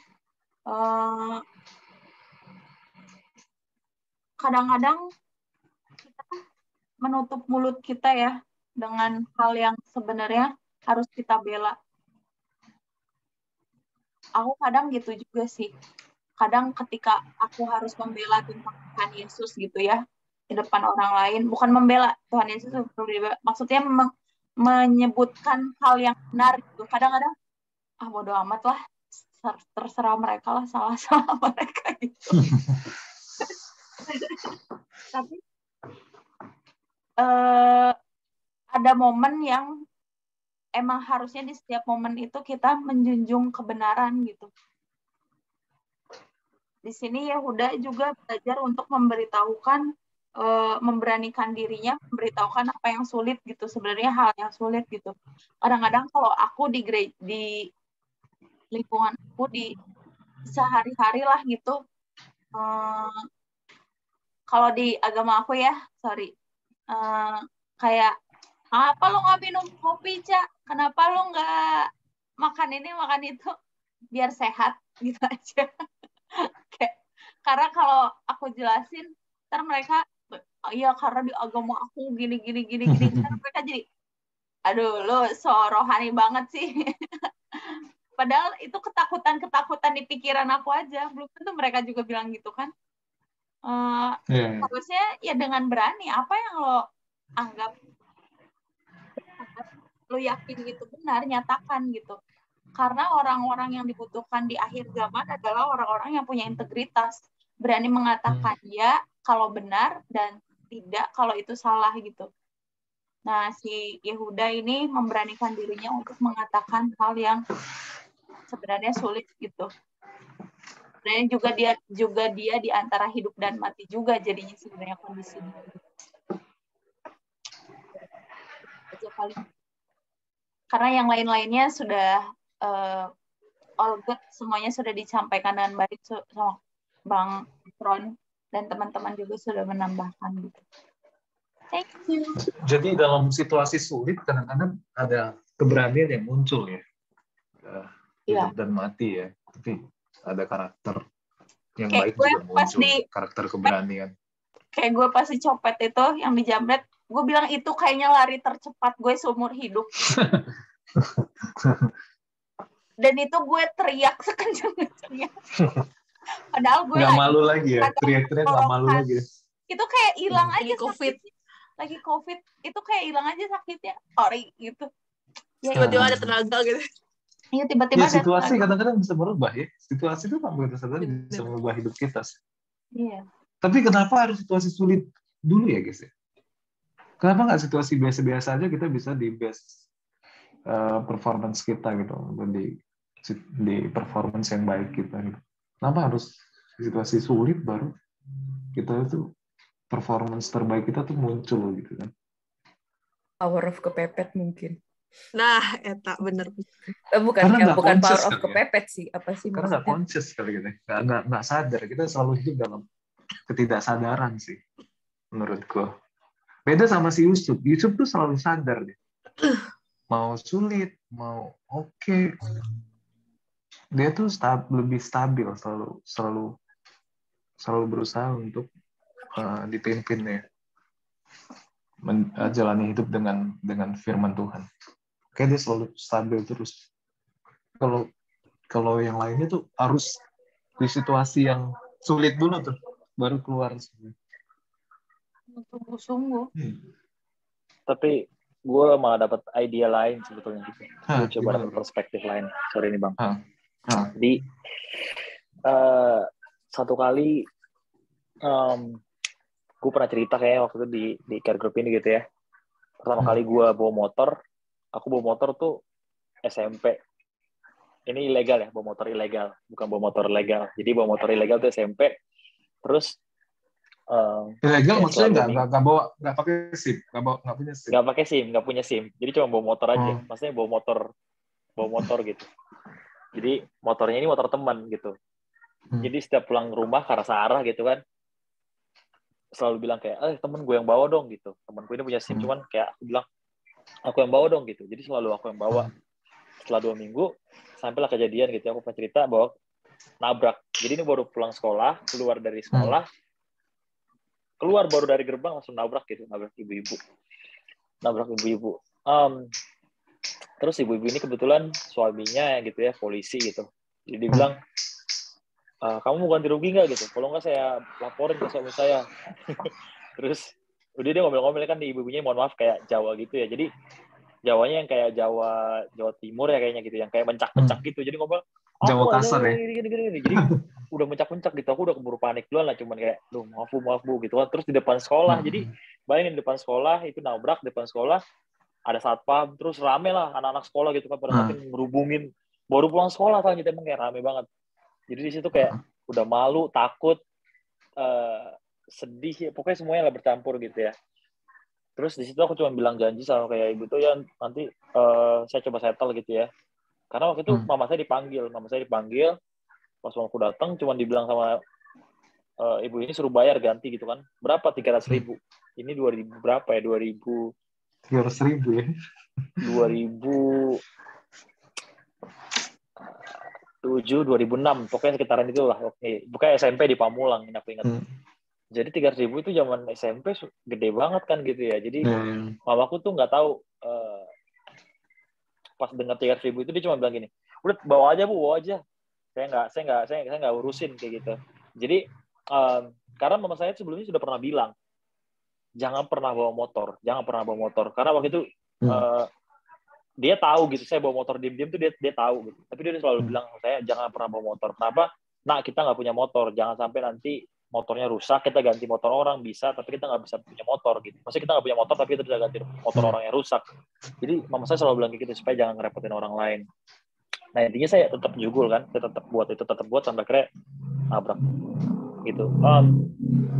Kemudian pada saat itu terjadi, saya pulang ke rumah, terus gue kayak berdoa gitu, bertelut, nangis gitu. Ingat banget gue SMP, terus bertelut, nangis, kayak bilang, Tuhan tolong kasih jalan keluar. Ini dari mana dia 300.000 saya bayar. gue janji nggak akan bawa motor lagi gitu. Gue janji nggak bakal bawa motor lagi sampai punya SIM lagi gini. Pokoknya janji lah, semua gue janji yang manis-manis sama Tuhan. Dan bicara soal power of the pivot gitu ya, kadang-kadang situasi yang mungkin mencekam, situasi yang menyusahkan, kayak tadi Ocha bilang ketika dijamret jadi lari kenceng banget gitu. Ya subconscious kita itu bisa kadang-kadang hal-hal yang kita nggak pikirkan akan terjadi, akhirnya kita buat gitu. Kenapa? Kita pengen berusaha lah gitu untuk keluar dari situasi atau keadaan yang nggak bagus gitu. Kalau mungkin pada saat saya waktu itu saya berdoa, saya nangis, saya berdoa gitu supaya bisa keluar dari keadaan yang nggak bagus itu gitu. Dan aku melihat kejadian si Yehuda ini ketika dia berusaha untuk gantiin Benyamin gitu ya, dia berusaha buat gantiin Benyamin gitu. Aku rasa ini bukan side di mana dia mau jadi sok hero, jadi sok pahlawan. Ketika tadi ya mungkin ketika Bang Esron bilang selfish jadi selfless, at somehow gitu ya, mungkin bisa jadi juga gitu ya, selfish jadi selfless, dia berubah, bertobat gitu, transform. Kita setuju ya pelajaran dari minggu lalu. Tapi yang aku lihat di sini adalah bagaimana ketika keadaan ini membentuk seseorang. Kenapa? Aku lihat poinnya di sini bagaimana bahwa Tuhan tuh nggak pernah langsung bilang kayak, kamu itu berdosa loh gitu. Kayak, ini dosa kamu gitu. No. Tuhan nggak pernah bilang ini dosa kamu gitu. Tuhan udah tahu kita berbuat dosa. Sama kayak mama aku. Mamaku udah bilang gitu berulang kali, jangan gitu. Walaupun dia nggak pernah lihat mungkin aku bawa motor atau langsung pas aku lagi bawa motor dia langsung bilang, turun jangan bawa motor gitu. Dia nggak pernah bilang gitu mamaku. Tapi dia sudah kasih tahu, dia sudah kasih advice, dia sudah kasih tindakan prevention supaya kita jangan sampai jatuh ke dalam dosa kayak gitu. Dan ini aku ingat kayak kenapa Tuhan kasih keadaan atau situasi seperti ini sebetulnya untuk bawa mereka, for bringing them back sama Tuhan kayak gitu. This is the chance gitu. Justru dengan keadaan situasi inilah mereka dibawa kembali kepada Tuhan sebetulnya gitu. Ini poin yang aku lihat.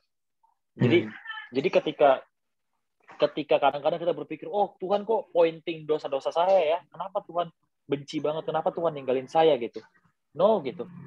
Sebetulnya dosa-dosa itulah yang membuat kita sulit. Sebetulnya karena saya bawa motor ilegal itulah, saya belum punya capacity di situ. Saya paksakan diri saya, akhirnya saya nabrak. Benar nggak sih? Bukan karena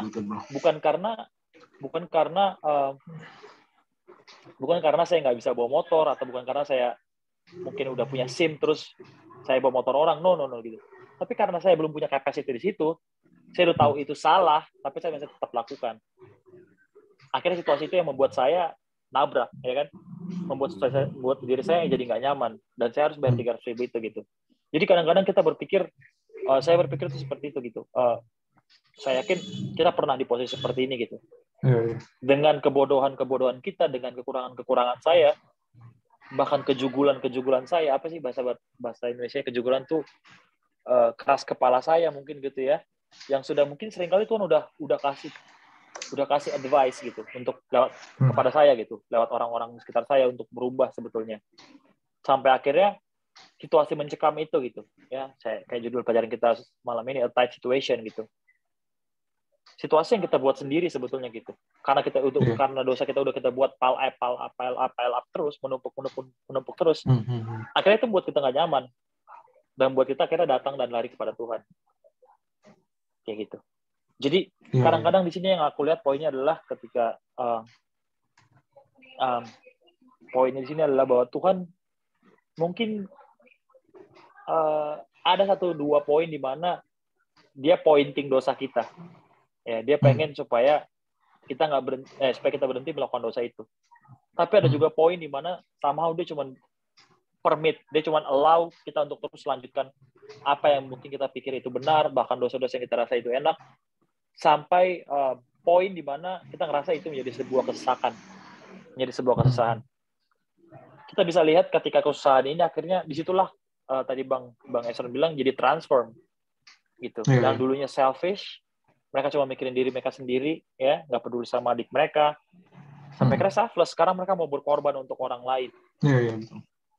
ya kan? Jadi Tuhan selalu bekerja ya, bro. Tuhan selalu bekerja ya. Yes, Bang. Aku rasa seperti itu gitu. Ya kan? Sebenarnya kita udah tahu kan, lu udah sadar kan, ini nggak boleh nih.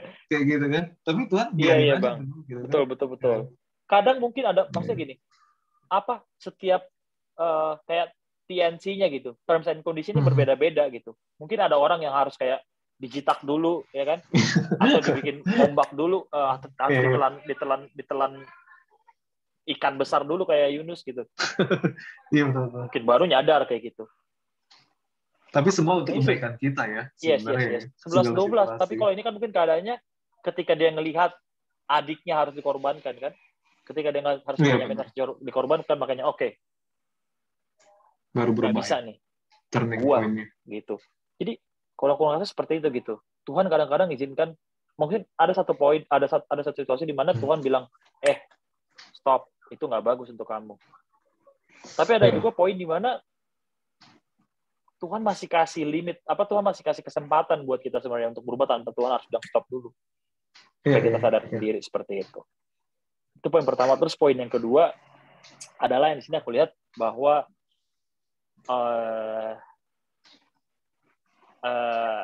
yang tadi aku bilang bahwa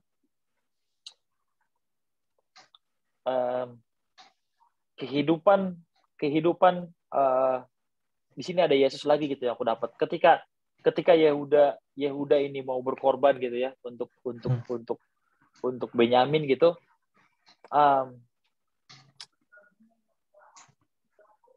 aku jadi ingat gitu bahwa kasihnya Yesus tuh seperti itu sih kalau aku lihat ya. Gimana ya, mungkin aku nggak bisa ungkapkan bahwa kehidupan selfless tadi yang kayak tadi Bang Esran bilang, kehidupan selfless itu kehidupan yang nggak memperdulikan diri sendiri. Itu bagian dari kehidupan kekristenan yang seharusnya sebetulnya gitu. Ketika kita mengutamakan orang lain ya, kepentingan orang lain dibanding kepentingan saya kayak gitu. Dan kalau kita sadar seperti yang Matius katakan gitu ya, semakin hari orang tuh akan semakin selfish, orang tuh akan semakin cinta diri. Ya, nggak bicara cuma dari kerjaan, bicara dari uang, bicara dari karir, bicara dari sekolah, ya kan? Iya. Maksudnya selalu dunia ini menawarkan sesuatu yang ya pikirin dulu lah gitu. Ngapain juga pikirin orang lain kayak gitu. Maksudnya dunia ini tuh mengattract ya, menawarkan hal-hal di mana bahwa memikirkan kepentingan orang lain itu hal yang kesekian, bukan nomor yang 2, bukan ke nomor 3, tapi hal yang kesekian. Seperti itu. Jadi mungkin karena loneliness kali ya, bro ya, selfish itu. Jadi dia merasa butuh validasi dari orang sehingga dia, gue harus kelihatan keren kayak gitu, gue harus kelihatan bagus, gue harus proven. Jadi dia nggak peduliin orang. Itu kayaknya emang kenapa sih orang selfish gitu, bro? Aku bingung sih, Bang. Karena loneliness atau karena apa sih menurut kamu? Kalau loneliness sih aku kurang get sih, Bang ya. Tapi kalau aku lihat maksudnya kenapa dunia ini makin ke sini, aku rasa selain dari nubuatan gitu ya, Matius sudah katakan itu nubuatan, orang makin cinta diri gitu. Yang keduanya kalau aku lihat karena situasi sekarang semuanya menawarkan seperti itu gitu. Maksudnya berapa banyak sih orang yang mau jadi volunteer untuk donor darahnya gitu. Berapa banyak sih orang yang mau volunteer kasih rambutnya untuk didonate kayak gitu. Maksudnya ada banyak lah hal-hal ya ini selain donasi gitu. Cuman yang aku pikir bahwa karena itu nggak dianggap penting gitu. Karena nggak dianggap penting. Soal mementingkan orang lain gitu. Ada terms namanya altruistic ya. Kalau pernah lihat altruistic. Dan altruistic ini terms di mana bahwa ketika mementingkan kepentingan orang lain dibanding diri sendiri kayak gitu. Dan aku lihat ini kayaknya cuma Yesus deh gitu. Cuma Yesus deh yang dari dulu selalu membuat hal ini gitu. Karena kalau teman-teman tahu, even disciple gitu ya, even murid-murid Yesus, kalau baca nanti di Matius ada, di Babel tadi kita boleh buka bahwa ada satu momen di mana murid-muridnya Yesus ini berkata gitu, Tuhan, kita udah buat ini, kita udah buat itu gitu. Kira-kira apa yang akan kita dapat? Selfish lagi. Yes, ini yang udah setiap hari bareng-bareng sama Yesus gitu, Bang. Masih selfish juga. Mereka masih nggak sadar bahwa apa ya? Mengikuti Yesus itu membutuhkan penyangkalan diri gitu, membutuhkan benar-benar mati diri lah, bisa dibilang seperti itu gitu. Tapi apa yang mereka pikirkan bahwa mereka akan dapat apa ya, kenyamanan, posisi dan sebagainya gitu, karena mereka pikir masih Yesus sebagai raja di dunia ini gitu. Pada saat itu gitu konteksnya. Jadi maksud aku gini, itu hal yang sangat normal. Ketika kita berpikir, ya pastinya kita berpikir buat diri kita sendiri dulu dong, ya kan? Kita kerja untuk memenuhi diri sendiri dulu dong, baru orang lain. There's nothing wrong untuk hal itu gitu. Tapi ketika kita lupa bahwa kita juga punya kewajiban untuk membantu orang lain, kewajiban untuk sacrifice something bagi orang lain, apapun itu ya, waktu, tenaga, harta, untuk orang lain, aku rasa itu out of the track dah gitu. Itu bukan jalannya Yesus, bukan gayanya Yesus gitu. Jadi mungkin itu satu poin lagi ketika lihat dari Yehuda, ya, ini bicara tentang keselflessannya Yehuda tadi buat Benyamin gitu. Aku rasa ini menjadi sebuah peringatan lagi, peringatan buat kita agar kita boleh belajar untuk sacrifice something untuk orang-orang sekitar kita gitu. Karena banyak hal yang kita bisa buat. Gimana cara menumbuhkan itu? Ya dengan latihan sih, dengan latihan pastinya baca gitu. Karena sama kayak faith gitu ya. Kita bicara hal yang paling simpel lah, yang gratis dulu deh, tentang grace yang kita bahas minggu lalu. Grace itu kita dapat gratis, ya nggak sih? Kasih karunia itu kita dapat gratis. Pertanyaannya sudah berapa persen? Sudah berapa banyak? Sudah berapa kali saya pernah kasih tahu grace ini untuk orang-orang di sekitar saya? Jangan bilang di luar sana deh, di sekitar saya dulu. Berapa kali saya pernah cerita tentang kemurahan Tuhan, kebaikan Tuhan? Mungkin bisa dihitung pakai jari ya.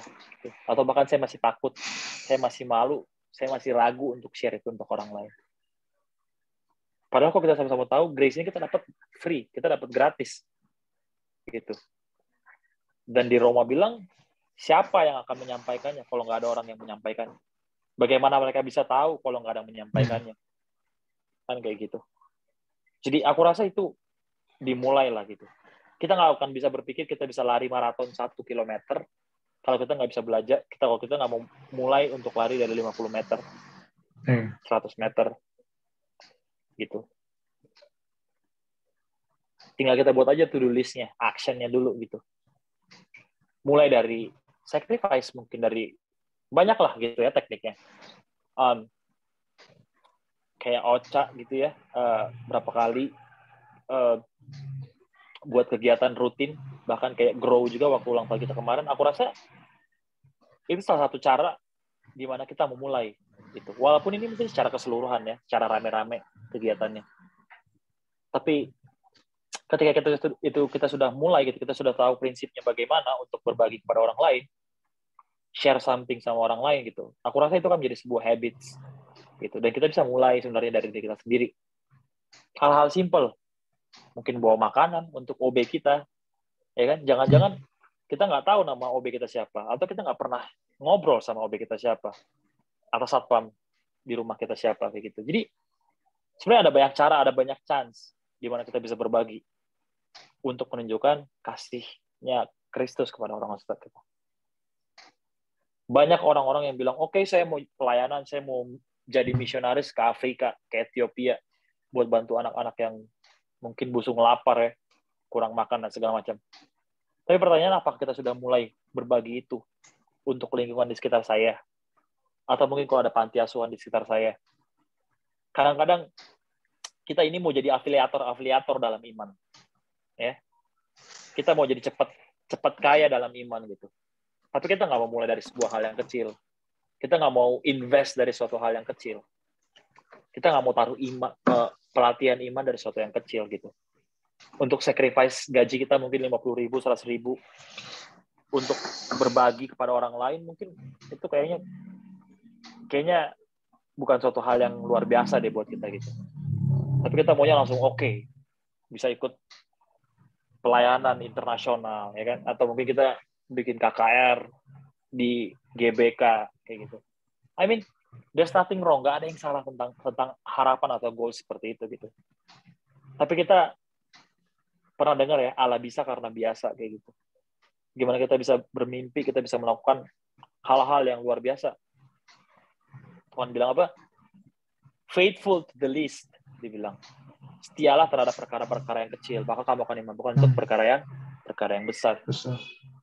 Jadi mungkin sulit gitu, mungkin sulit kalau kita sekarang berpikir, oh berat banget mau ngasih 1 juta setiap bulan untuk beasiswa anak sekolah gitu contohnya, atau untuk bantu yayasan apa atau panti asuhan apa gitu. Tapi it's okay, mulai dari 10.000, 100.000 per bulan, no worries gitu. Kalau kita sudah setia sama perkara kecil, Tuhan akan mampukan kita untuk bisa handle perkara-perkara yang besar, tanggung jawab yang lebih besar lagi. Jadi mungkin itu sih 2 poin Bang yang aku mau emphasize ya. Tadi apa yang sudah Bang Salam share tuh luar biasa buat aku pribadi malam hari ini, tapi aku cuma mau emphasize soal sacrifice something. Gitu. Sebagaimana Yesus sudah tunjukkan. Bahkan Yesus dia berdoa untuk murid-muridnya gitu. Yesus doain murid-muridnya gitu. Apakah hal simpel itu juga kita sudah buat? Pernah nggak saya doain teman saya? Pernah nggak saya doain OB saya? Atau saya doain satpam saya? That's simple gitu. Hal simple kalau menurut aku. Pertanyaannya, apakah saya mau mulai? Kalau belum, apakah saya mau mulai? Mungkin itu PR buat saya dan kita masing-masing. Iya. Again the point tadi ya, waktu Bang Stephen bilang kalau ada leveling, Tuhan Yesus tuh mengingatkan kita ya, berdasarkan kadar kebebalan lah bisa dibilang ya. Mungkin pas Bang Stephen lagi naik motor tuh Tuhan Yesus sudah bilang dari hatinya Stephen, jangan naik motor, lu kan nggak punya SIM. Tapi tetap aja mungkin bawa motor ya kan. Baru ada level lagi untuk mengingatkan gitu. Jadi ya sebenarnya kalau gue lihat ya dari poin pertama Bang Stephen tadi, lebih baik kita cepat sadar semakin bagus guys ya. Jangan sampai Tuhan pakai caranya yang paling berat lah untuk kita bisa untuk kita bisa akhirnya sadar kayak gitu. Makanya start dengan perkara-perkara kecil kayak gitu. Aku secara pribadi juga berusaha untuk memperhatikan hal kecil ya dalam hidup ya. Jangan sampai hal besar dulu terjadi kayak gitu, kayak misalnya dari makanan, dari gaya hidup, dari cara berpikir ya, apapun itu tuh kita harus berusaha untuk sadar kayak gitu. Jangan sampai sakit dulu nih, baru akhirnya makan sehat, atau sampai kejadian-kejadian yang tidak diinginkan dulu, baru kita sadar akan kesehatan, ya. Baru kita olahraga, baru kita ini. Ya, ada banyak hal sebenarnya pembelajaran yang kita ambil. Sebenarnya Tuhan udah bilang kan, kayak, ini nggak boleh. Tapi kita kadang suka mengabaikan kan hati kecil kita itu ketika Tuhan bilang. Akhirnya kadarnya naik tuh, ya oke, Tuhan pakai cara ini, oke. Akhirnya hal yang berat yang menyadarkan kita. Ya, poin kedua tadi menanggapi dari Bang Stephen juga, ya kita harus sacrifice. Ya, sacrifice itu penting untuk kita bisa selfless lah ya. Kita berusaha untuk tidak memikirkan diri sendiri, karena nggak akan pernah ada puasnya sih guys kalau menurut gue. Mau kita kejar apapun ya, impian atau kehidupan kita, mau memuaskan diri kita, itu nggak akan pernah ada puasnya dan nggak akan pernah ada habis-habisnya. Ya. Firman Tuhan bilang kayak semuanya itu jadi sia-sia kalau kita cuma ngejarin diri kita sendiri ya.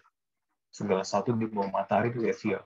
Makanya ayo kita berusaha untuk membuat impact lah ya, mulai dari yang kecil sampai akhirnya nanti perkara-perkara besar terjadi. Ya aku belajar dari Yusuf, dia selalu setia dalam perkara-perkara kecil. Dia nggak tiba-tiba jadi raja, guys. Ya, dia perkara kecil dia setia dulu, dia jujur.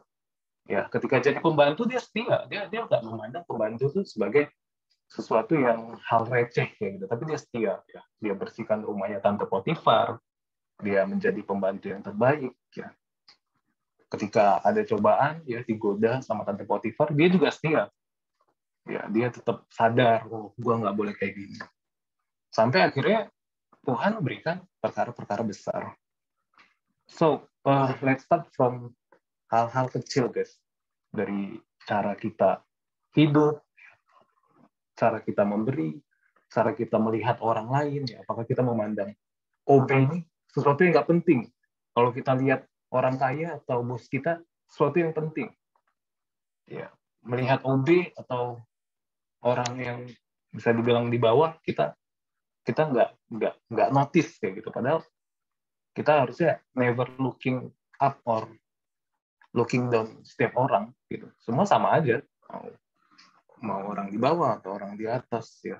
Nah, itu juga kita harus sadar kayak gitu. Kadang-kala kita suka apa ya? Meleveling orang kayak gitu. Wah, kalau orang susah mah nggak usah lah, gue pikirin. Nggak penting juga buat gue. Oh, kalau ini gue butuh nih orang kayak gini, gue deketin lah kayak gitu. Nah, itu juga kadang-kadang kita suka nggak sadar. Ya, kita harus sacrifice ya kepada setiap orang yang membutuhkan ya dengan tulus sih ya menurut aku. Itu sih thank you ya Bang Steven. Oke, ada lagi guys ya. Kayaknya udah semua. Kayaknya udah semua udah deh. ya. Oke, aku balikin lagi ya ke MC kita ya. Ellen. Ya, thank you ya Bang Esron. Thank you teman-teman semua atas sharingnya.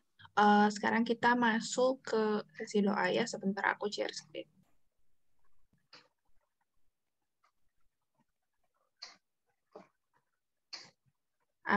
Ada yang mau didoakan? Boleh di mention atau diketik kolom chat.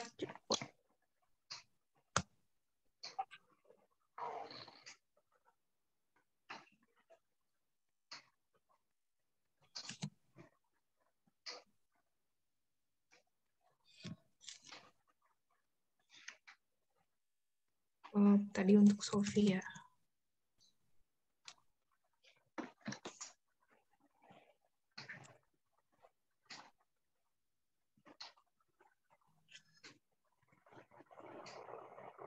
Enggak.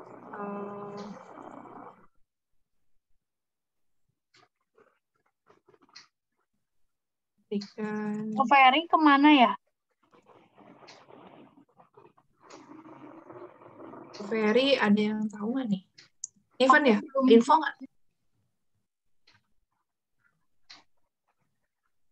Besok lah gue chat. Oke.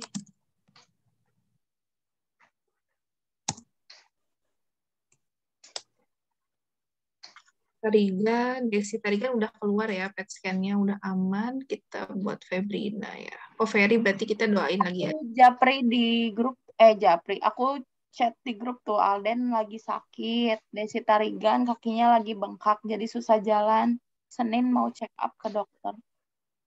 Oke. Grup mana lu chatnya?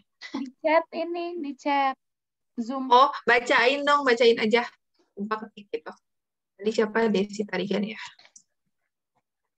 Desi Tarigan, apa? Dia sakit? Bengkak. Efek dari PET scan itu kayaknya. Ya. Jadi susah jalan, Senin mau check up ke dokter.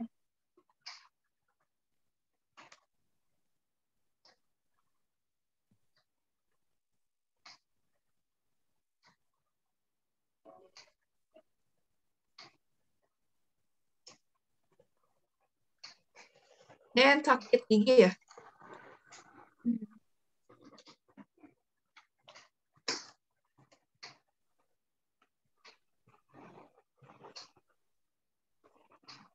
Terus siapa lagi? Ya.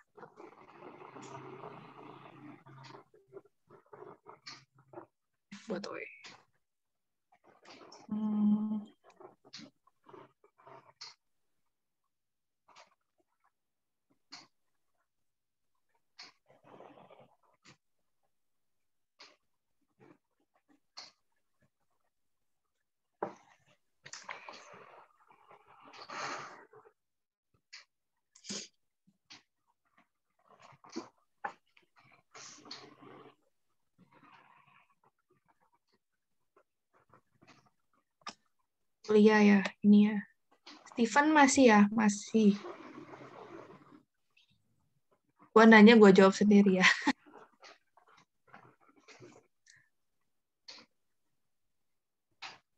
Oh, minta tolong didoakan. Boleh.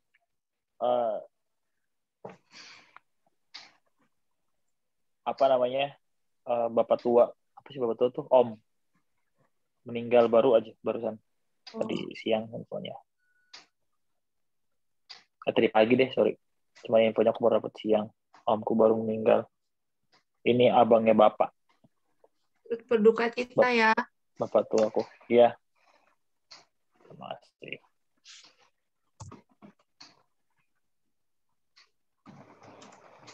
Vera, ada yang mau didoakan?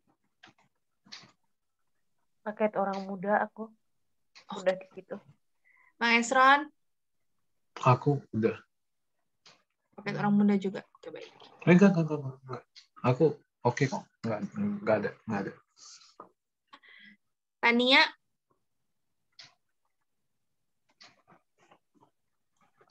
Boleh deh, Kak, tentang kuliahnya. Kuliahan ya? Iya. Oke.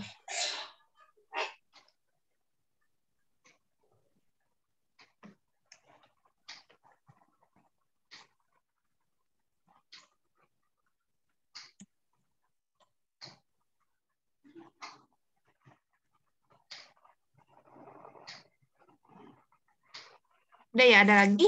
Kak, ada tambahan nggak? Kuliah, Bu Ellen. Kuliah, ya. Tesis. Yang kemarin pekerjaan? Masih? Udah Udah ya. gue tolak.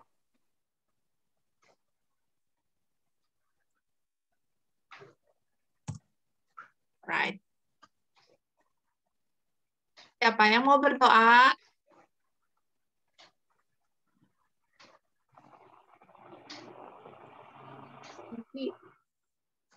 Desi, boleh.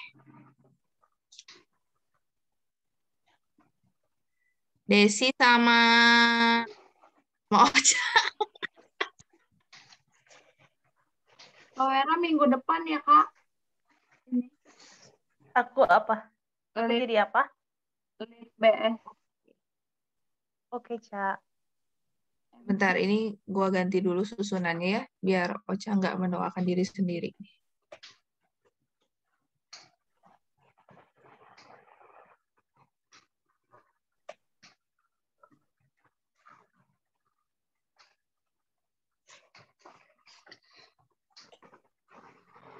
Desi dulu, dari Sofi sampai Ocha, sisanya Ocha.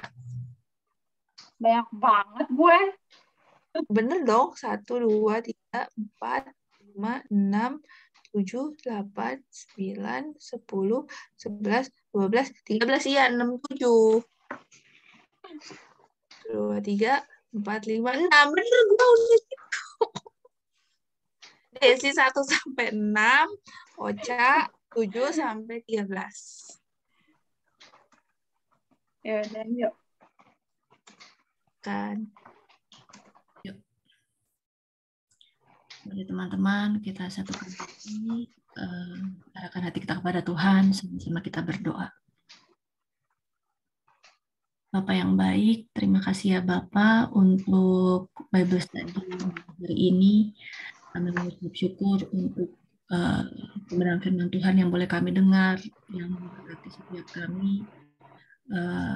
Berdoa supaya apa yang boleh kami pelajari Tuhan, itu boleh menguatkan setiap kami, apapun situasi sulit yang mungkin saat ini kami hadapi, biarlah kami selalu berlari hanya kepadamu, kami selalu mengandalkan Engkau, dan kami percaya bersama dengan Engkau, kami sanggup melalui situasi-situasi sulit yang ada. Bapa, malam hari ini kami juga rindu berdoa bagi kami semua, Tuhan, berdoa buat Sophie, untuk pergumulannya yang saat ini dihadapi. Bapak, Engkaulah sumber jalan keluar bagi setiap permasalahan kami, pergumulan kami.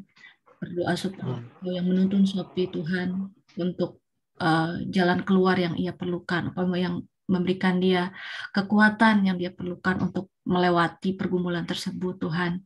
Berikan kekuatan, berikan kesabaran, berikan hikmat yang dia perlukan, Tuhan, untuk bisa keluar dari pergumulannya.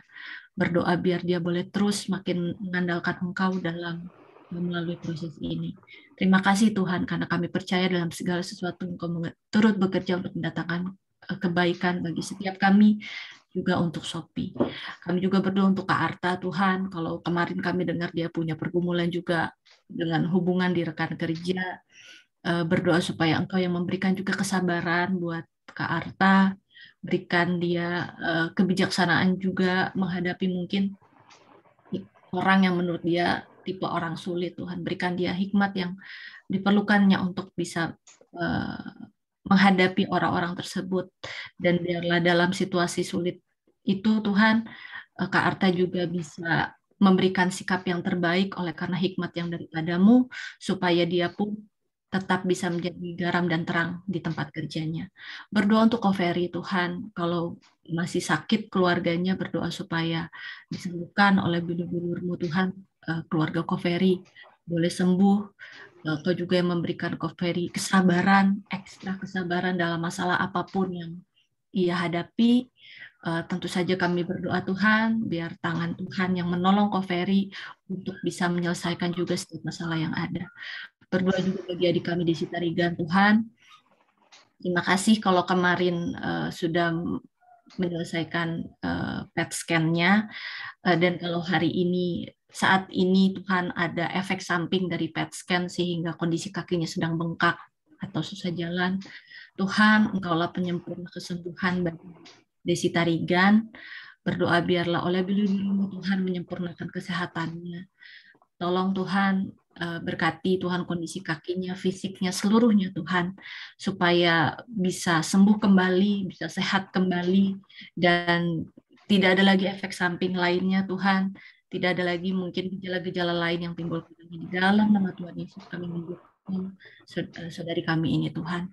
Berdoa juga untuk Alden, Bapak, yang kemarin juga ada tindakan dokter gigi yang membuat giginya juga gusinya bengkak. Berdoa untuk kesembuhannya Tuhan, supaya bisa aktivitas lagi dengan baik, tidak terganggu apapun oleh karena masalah di giginya Tuhan, dalam nama Tuhan Yesus.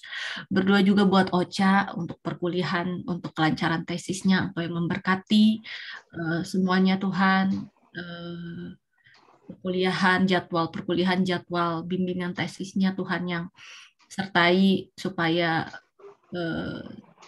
tidak bentrok sama hari sabatnya Tuhan. Berdoa supaya Ocha bisa lulus tepat waktu seperti yang dia harapkan, seperti yang dia cita-citakan di tahun ini. Dan kami juga mendukung dia untuk rencana-rencana ke depan. Tuhan, Engkau yang mengetahui personal struggle-nya Ocha, Engkau yang menuntun dia, Engkau yang menolong dia, Engkau yang memberikan hikmat yang dia perlukan, Engkau yang memberkati semua Tuhan yang saat ini anakmu ini sedang jalan. Terima kasih Bapak. Dan doa selanjutnya akan dilanjutkan. Tuhan Yesus, kami bersyukur sekali pada kesempatan malam hari ini kami dapat bersama-sama belajar dan berdoa juga dan sharing juga. Tuhan Yesus, kami akan menyampaikan permohonan kiranya Engkau mengampuni kami ya Bapa untuk segala dosa-dosa yang telah kami perbuat. Kami mohon maaf apabila banyak sekali kesalahan dalam hidup kami yang sering membuat terluka, bahkan membuat kami menghindari Engkau, menjauh dari-Mu. Kami bersyukur sekali Engkau selalu mengingatkan kami untuk kembali kepada jalan yang benar. Tuhan Yesus, pada malam hari ini Kami bersyukur untuk sahabat kami Ellen dengan hasil COVID-nya yang sudah negatif. Kami bersyukur sekali, semoga Ellen ke depannya bisa jaga kesehatan, bisa dengan bijaksana mengatur pola hidupnya, segala aktivitas yang dia lakukan juga, supaya dia bisa sehat selalu dan melakukan aktivitasnya dengan bersukacita. Kami mau juga berdoa buat emak. Kami mendengar kondisinya sekarang sedang kurang sehat. Kiranya Engkau menjamah tubuhnya ya Bapa, memberikan dia sukacita yang datangnya daripadamu, supaya pikirannya boleh sehat kembali, boleh bersukacita kembali, karena kami rindu, yang kami ketahui juga bahwa emak selalu ceria, dan kami juga berharap semoga emak menjalani hari-harinya dengan penyertaan-Mu, dengan keadaan yang lebih baik hari demi harinya ya Tuhan. Kami juga mau berdoa untuk keluarga Stephen yang baru saja mengalami duka cita ya Bapak.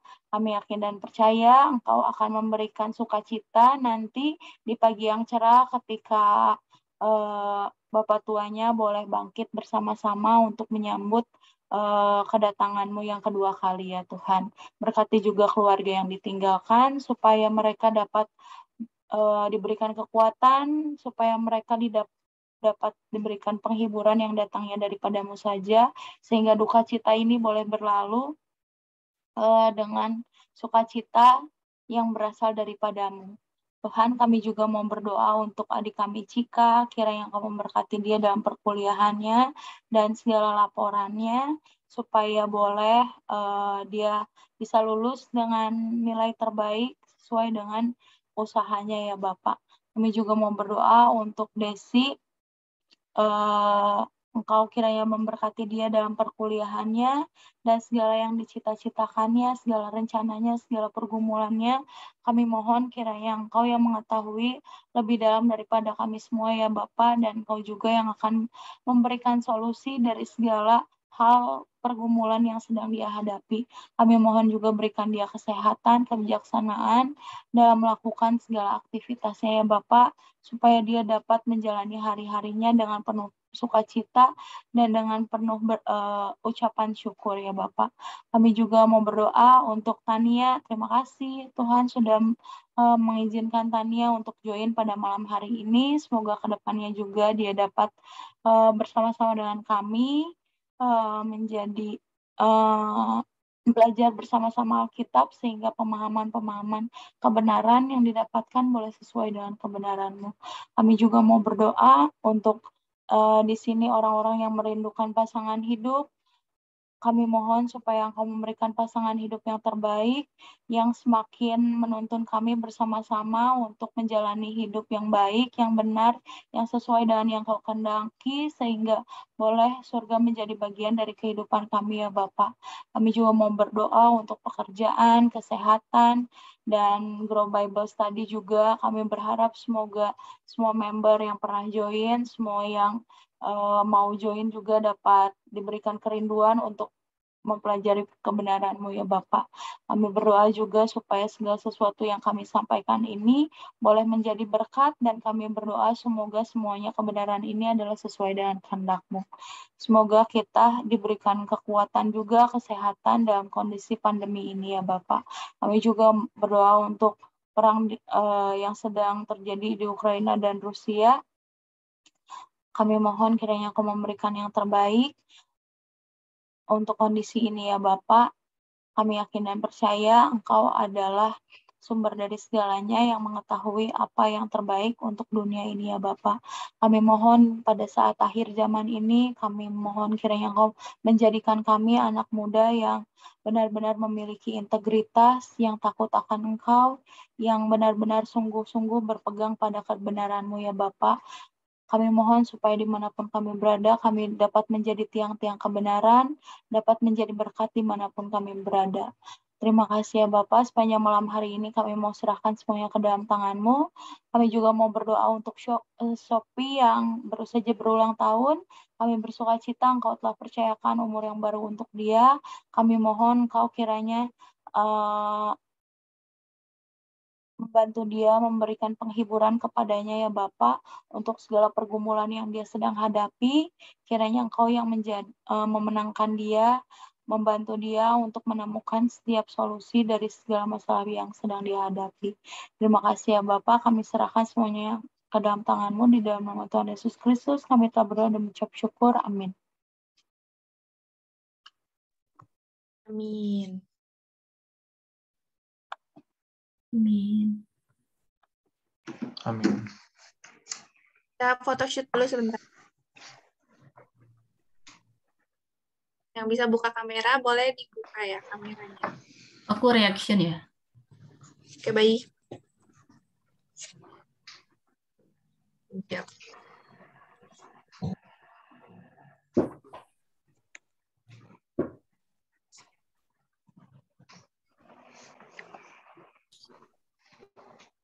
Siapa yang ambil? Lu? Gue juga bisa sih. 1, 2. Tunggu. Siapa yang ambil nih? Lu atau baca? Boleh.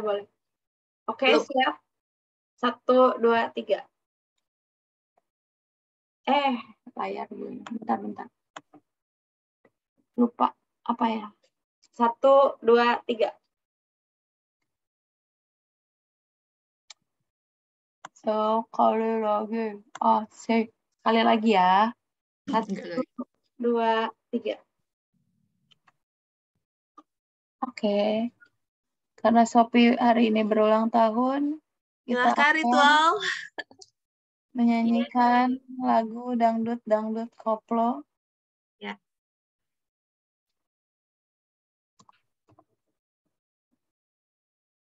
Kemarin teh ultanya. Iya, maaf kemarin kita nggak ada Bible study. Iya, nggak. Mana bolunya enak, Sof? Geng Maret. Ternyata gue ada temen. Oh iya, deketan sama Ellen. Iya, belum dimakan teh. Kan ini apa? Tadi kayak udah kenyang gitu kan. Ya, udah deh buat besok aja. Gitu.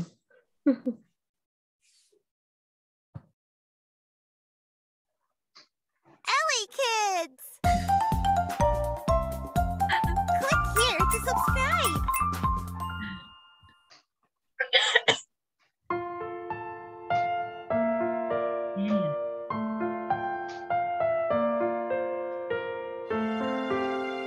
Panjang loh, 30 menit. Jadi intronya panjang, gue udah siap lo gitu. Lebih kayak malam Natal gitu.